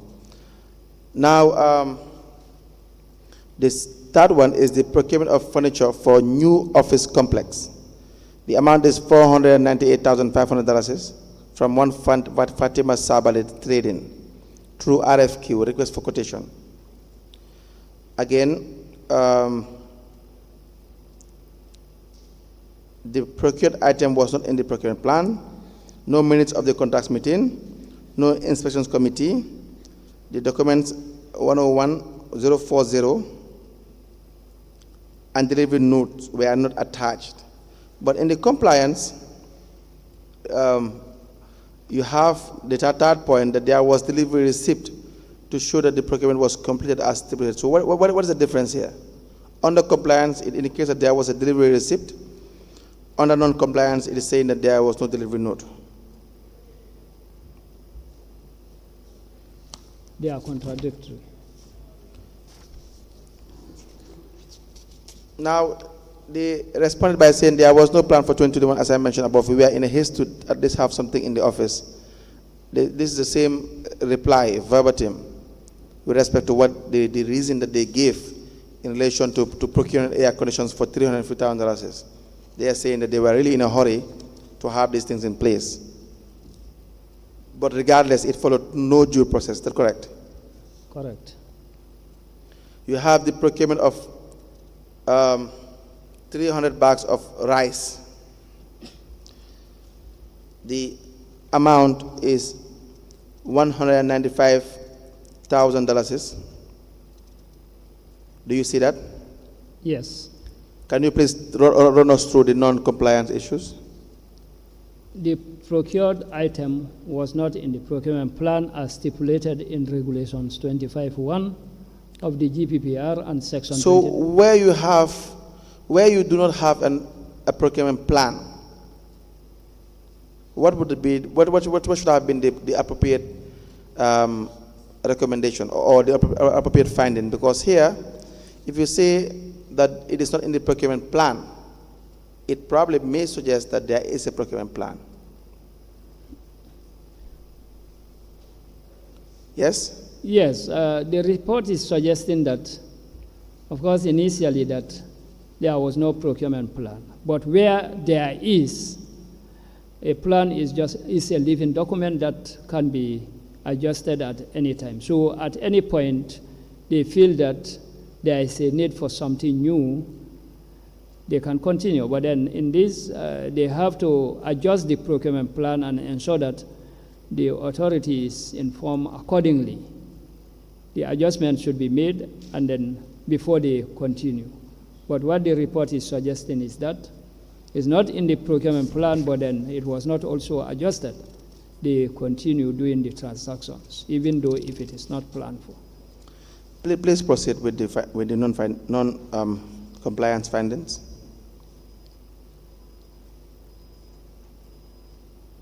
The second point. Purchase order. Purchase order was not raised by the end user department as stipulated in Regulation 28 of the GPPR and Section 12.7b and 2 of the GPPA Act. There was no purchase order from, that is Form 102, was not filled or filed. There were no minutes of the contrast committee for the procurement. The quotations were not open in a register or Form 004 as stipulated in Section 35.2 and 29 of the Gambia Public Procurement Regulation 25 of the GPPR. And the specifications were not developed for this procurement. There was no inspection committee to inspect the goods as stipulated in Regulation 133 to 136. No prior approval was sought from the authority. And finally, the procurement was above the threshold of single source. Now, they made a very interesting response on page 33. Do you see that? This was all during 2020 when the management was not involved in the procurement department. Now it is all addressed. Well, what are they saying here? They agree that they were violating the rule by not involving the procurement in their procurement transactions. That is, procurements are being conducted by non-members of the SPU. That is, so they are agreeing to that. Not only SPU. Here it appears as if they are saying that the management itself. So who is the management? The CEO. We know when the SPU when they should conduct all procurement, but then there is a yardstick as to what they can do, what they should not do here and there. So, and then the approval will have to go through all the way to the committee, the contracts committee. But then if the management itself is saying the CEO or anyone in the management, they are responding that the entire management was not taking part in procurement. It was which point is that? Because page 33. Yes, on the management response. They said this was all during 2020, when the management was not involved. In the procurement department. Procurement, meaning there was management, yes, but management was not involved in the procurement department. Yes. So in here, for 2020, they are saying that they didn't involve the SPU directly. Exactly, meaning probably the management was taking the decisions without involving the SPU yes, directly. Yes. So the next point is procurement of digging and borehole at Samboya. Please take us through the non-findings. The non-compliance. Yes, the non-compliance findings. The procured item was not in the procurement plan as stipulated in Regulation 25.1 of the GPPAR and Section 29 of the GPPA Act.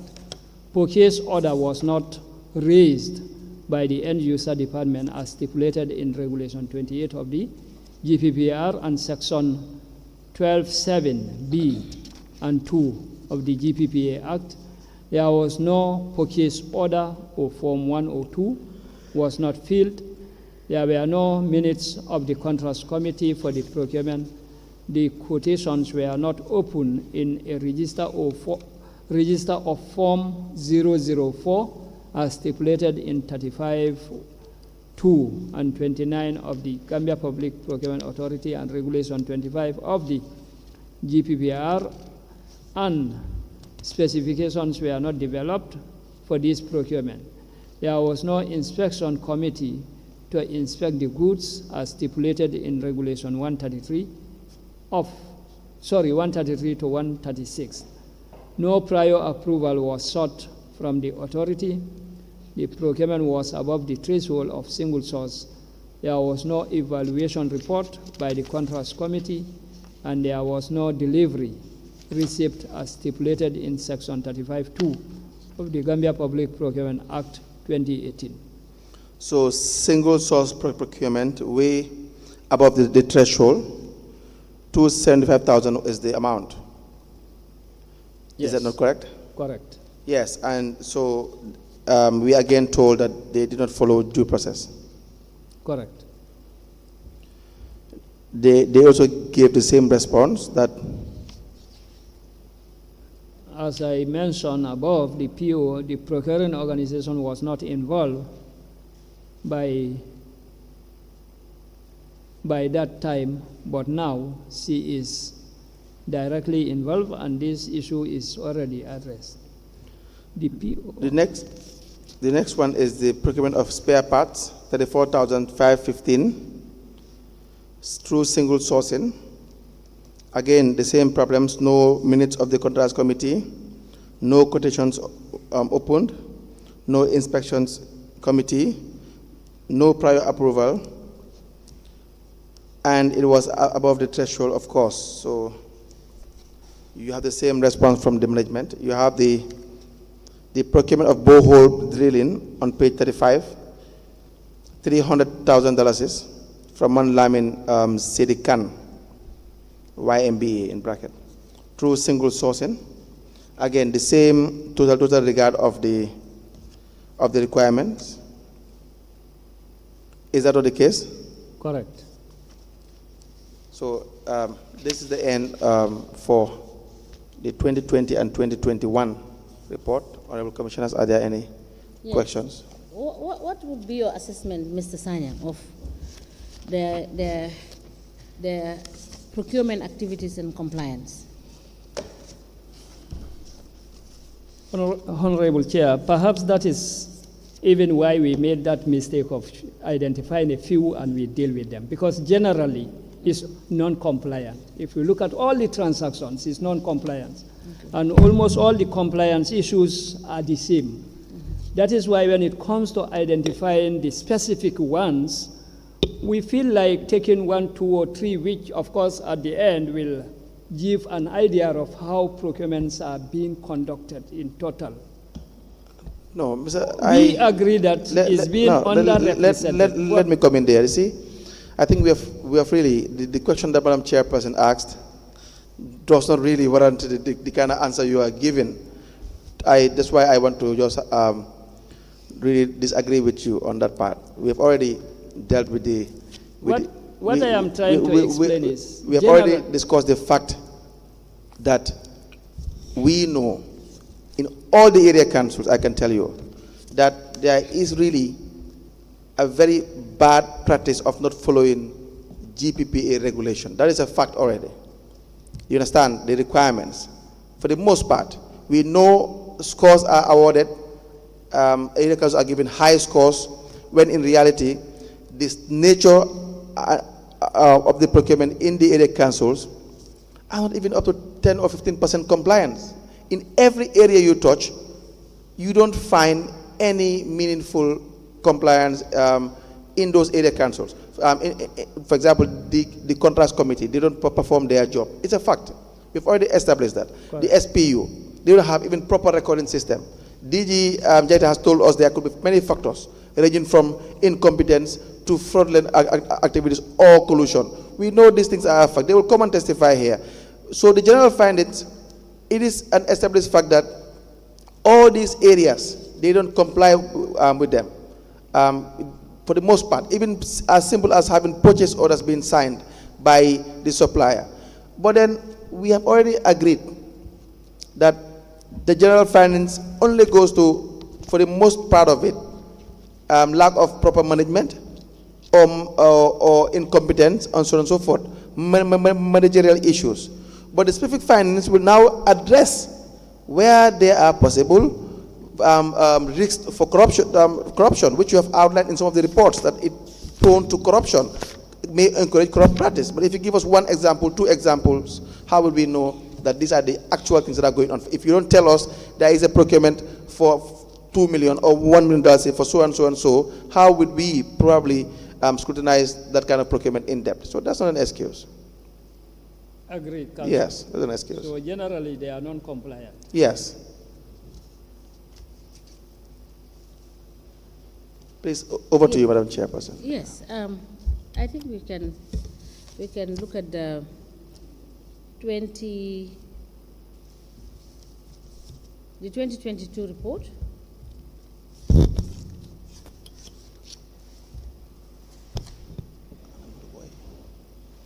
I will need a copy for the 2022 report. Yeah.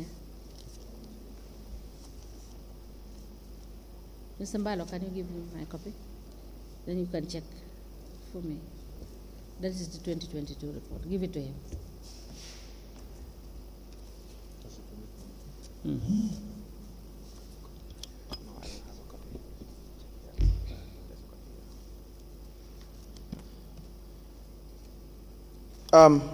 Please be referred to the 2022 compliance review for Janjambure Area Council. The date is 18th day of April 2023.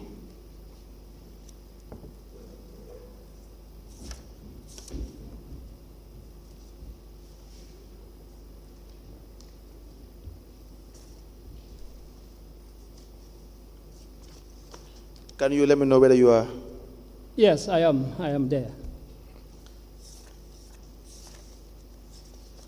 Those in the entry meeting on page 5 would be Mr. Paset Sise, CEO, is that correct? Correct, yes. Idrissa Mane, I don't know what his Yes, designation is. The position is not indicated. Mr. Lamin Jase, Finance Director. Mr. Maretu Kande, Procurement Officer. Dauda Sama, Human HR Manager. Acting HR Manager. Acting HR Manager. Lamin Balde, Account Assistant. The team for GPBA is Lamin FS Sambo, Awasuso, Mohamed Sawane, and Burang Kongira. Is that correct? Correct. And again, you reviewed some of the key documents. These are the same documents that you will review. These are the procurement plan, the purchase requisitions, requests for quotations and tenders, approval request, contract agreements, and so on and so forth. Is that correct? Correct. So, Mr. Sanyan, can you confirm for us whether they had the 2020 budget? Because what is contained on page 6 is the approved budget for 2018.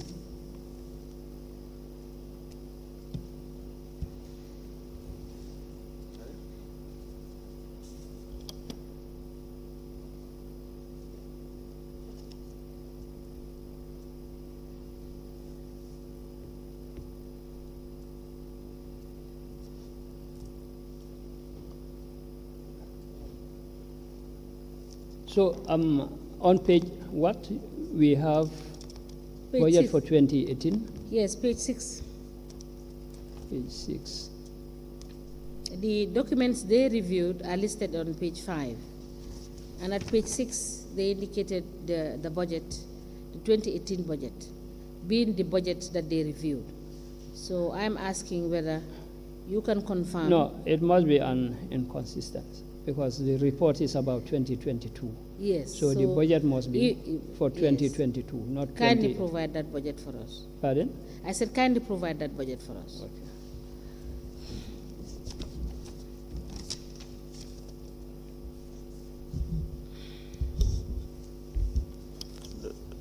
Yes, Council? Do I proceed here? Yes. So on page 6, the staff involved in the review process for the area council is Mariato Kande, the procurement officer. Is that correct? Yes. Now, the total procurement proceedings and their values We have from open tender to restricted tendering, there were no transactions. Correct. For single sourcing, you have 657 transactions. Yes. The value is $1,787,000. $38.55. Is that correct? Correct. RFQ, 7 transactions. The amount is $315,532. Correct. The total number of transactions for 2022 is 664. And the value is $2,102,570. 5 photos. Correct.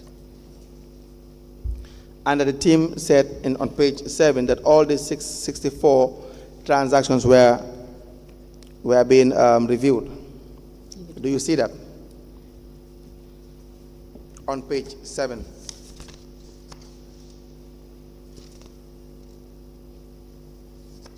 On page 7. On page 7. Yes, the review covered all the 664 transactions. So the general findings as well. If you look at the sections for the general findings, you will see again, these are just more or less like the same findings with respect to the organogram remains the same on page 9. On page 10, the SPU is under the Director of Planning and Development. It's the same with respect to the previous years. Do you see that? Correct. And if you go to page 11, the accounting officer, the non-compliance issues are just the same as well. The failure to appoint members, failure to set up committees, and have proper documentation. They are the same with respect to the accounting officer. Do you see that on page 11? Yes. Now, on page 12, the procurement staff and their qualification, you have Mareto Kande and Momodu Lee. They comprise of the staff for the SPU. But the non-compliance as well, SPU, probably the same as well. They don't have these reports been prepared. These purchase orders are not being signed. The evaluation criteria, they don't meet up with the requirement. So on page 14, you have a list of the contracts committee. Yes. You said there was an evidence to indicate that the PO has established a contracts committee, but we don't know whether they were formally appointed, as you have always outlined in your report, or whether they were appointed informally. But in the list is Pa Said Sisi, Chief Executive Officer, who is the chairman of the contracts committee. You have Alaji Foon, the vice chairman, who also doubles as the vice chairman of the area council. Omar Balde, councillor. Mareto Kande, procurement officer. Lamin Jase, finance director, and Gale Kande, councillor.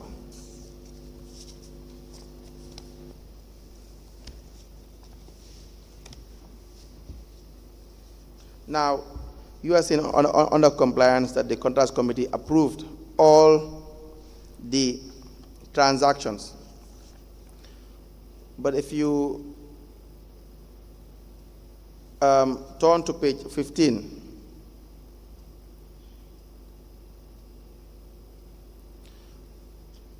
we are not told whether there are minutes of the contracts committee meeting. Do you know whether there are minutes of the contracts committee meeting?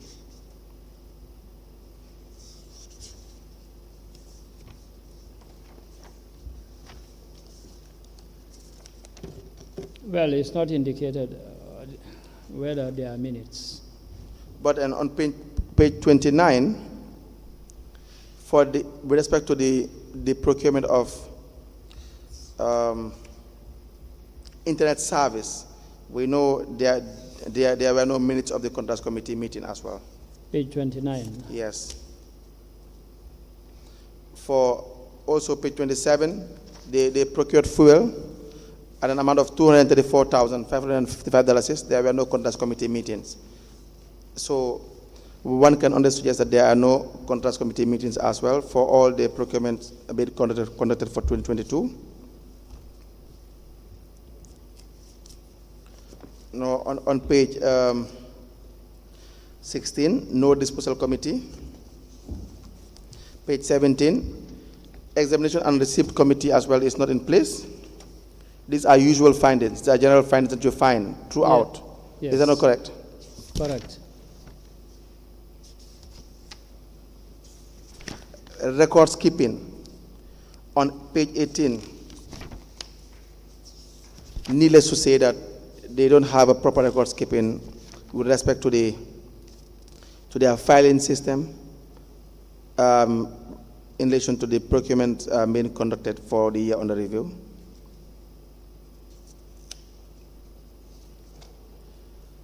So on page 20, pre-qualification and registration of suppliers.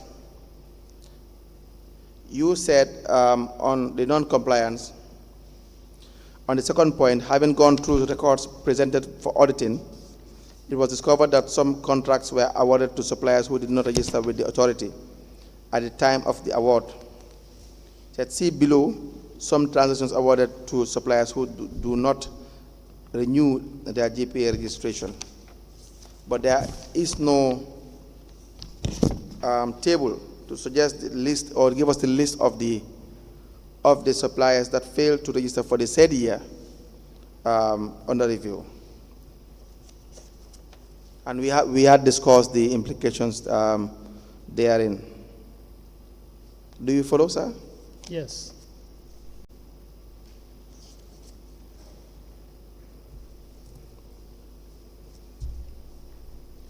Now,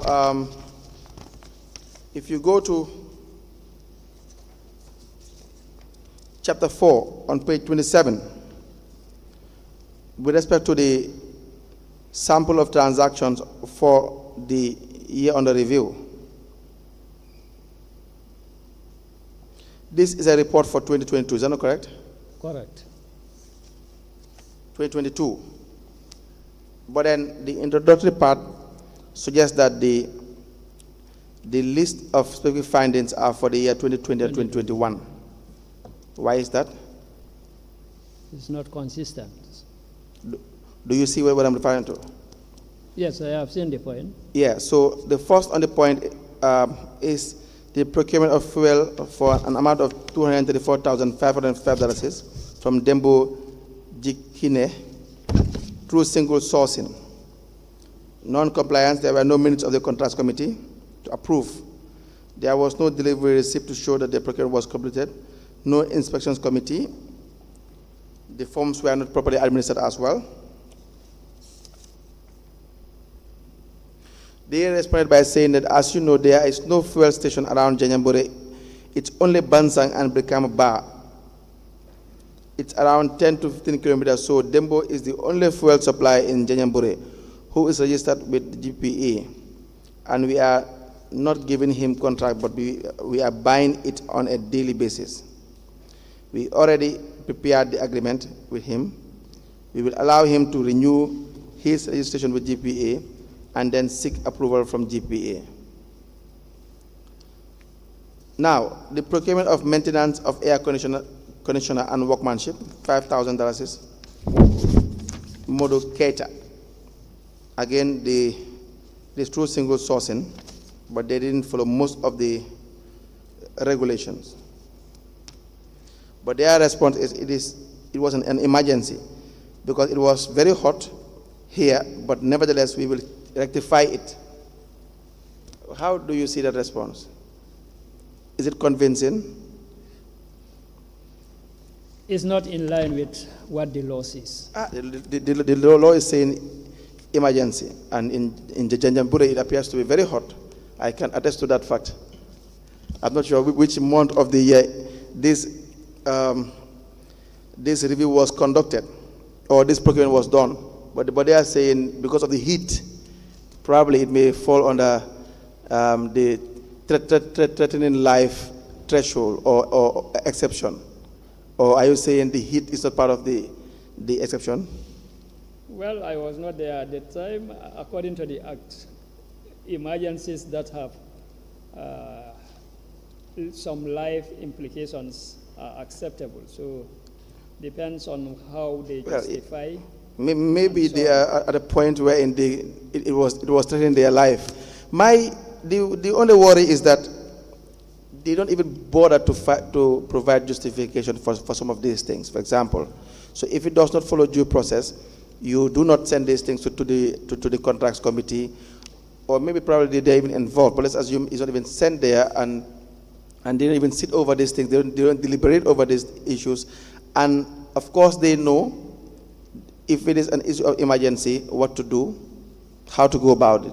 So because it's an emergency alone, or because you want individual things, that a particular situation is an emergency, does not by itself give you a leeway to just procure anything and base it on your individual perception that it may fall on the emergency exception. Is that not the case? Correct. 29, the procurement of internet at $5,700 through single sourcing. We don't know whether this $5,700, because it's internet, we don't know whether it is a monthly payment. Yeah. We know how internet works, or it's just a 1 month procurement that they have done for only a specific purpose.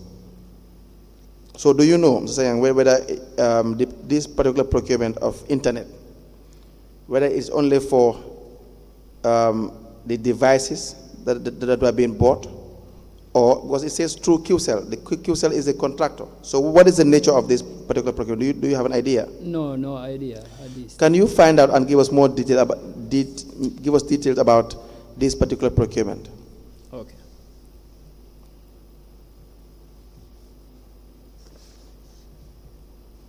But they said that this is due to router refilling for the IFMI system. What is a router refilling? What do you understand by that? Actually, I think they must have routers, and then these are periodically charged with credit or whatsoever, I believe. Now, the next one is the procurement of 10 bags of sugar, 50 kilograms.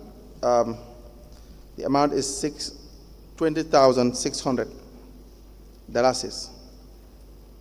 Now, can you tell us the non-findings on that?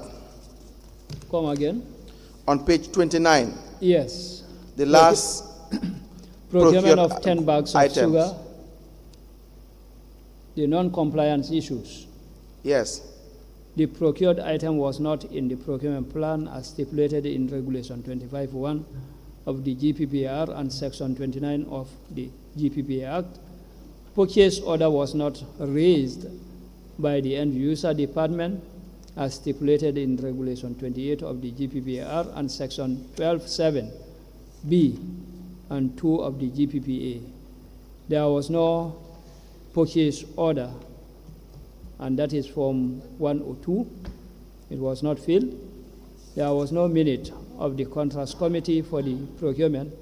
There was no inspection committee to inspect the goods as stipulated in Regulation 133 to 136.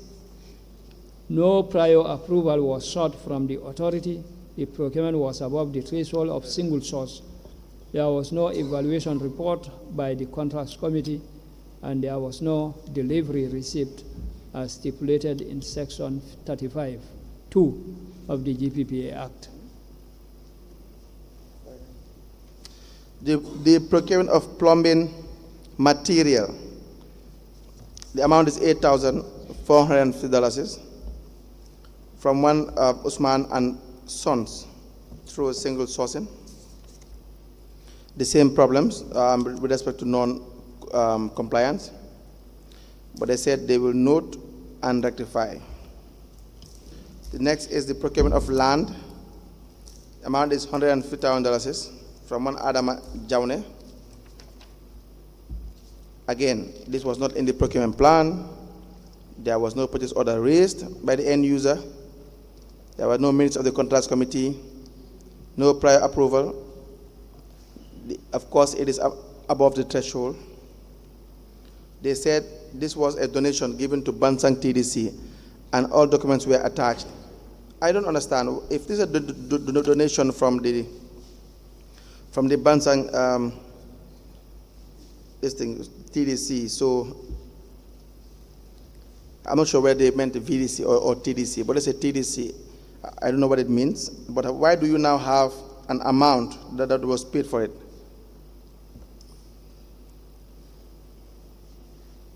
I'm not very sure about this transaction, but if it is a donation given to the council by Bansang VDC, it comes under public funds. So if they want to use those funds, obviously they should go by what the law provides for.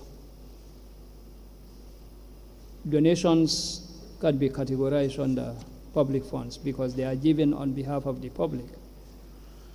I have the procurement of maintenance of laptop, $18,000 from Sahara Stationery. The procured item was not in the procurement plan. The procured order was not raised. There were no minutes. The specifications were not developed. There was no inspections committee. There was no evaluation report. Now they said we bought a laptop from Sahara in 2021, and the screen got a problem. It needs to be changed. We thought it. Let me try and read my own way. So we bought a laptop from Sahara in 2021, and then the screen got a problem. That's what they are trying to say. So the screen needed to be changed, and therefore they took it back to Sahara to change the screen. That was the value or the amount that they spent on changing the screen. The amount is $18,000 because they took the laptop all the way to Nigeria to fix it.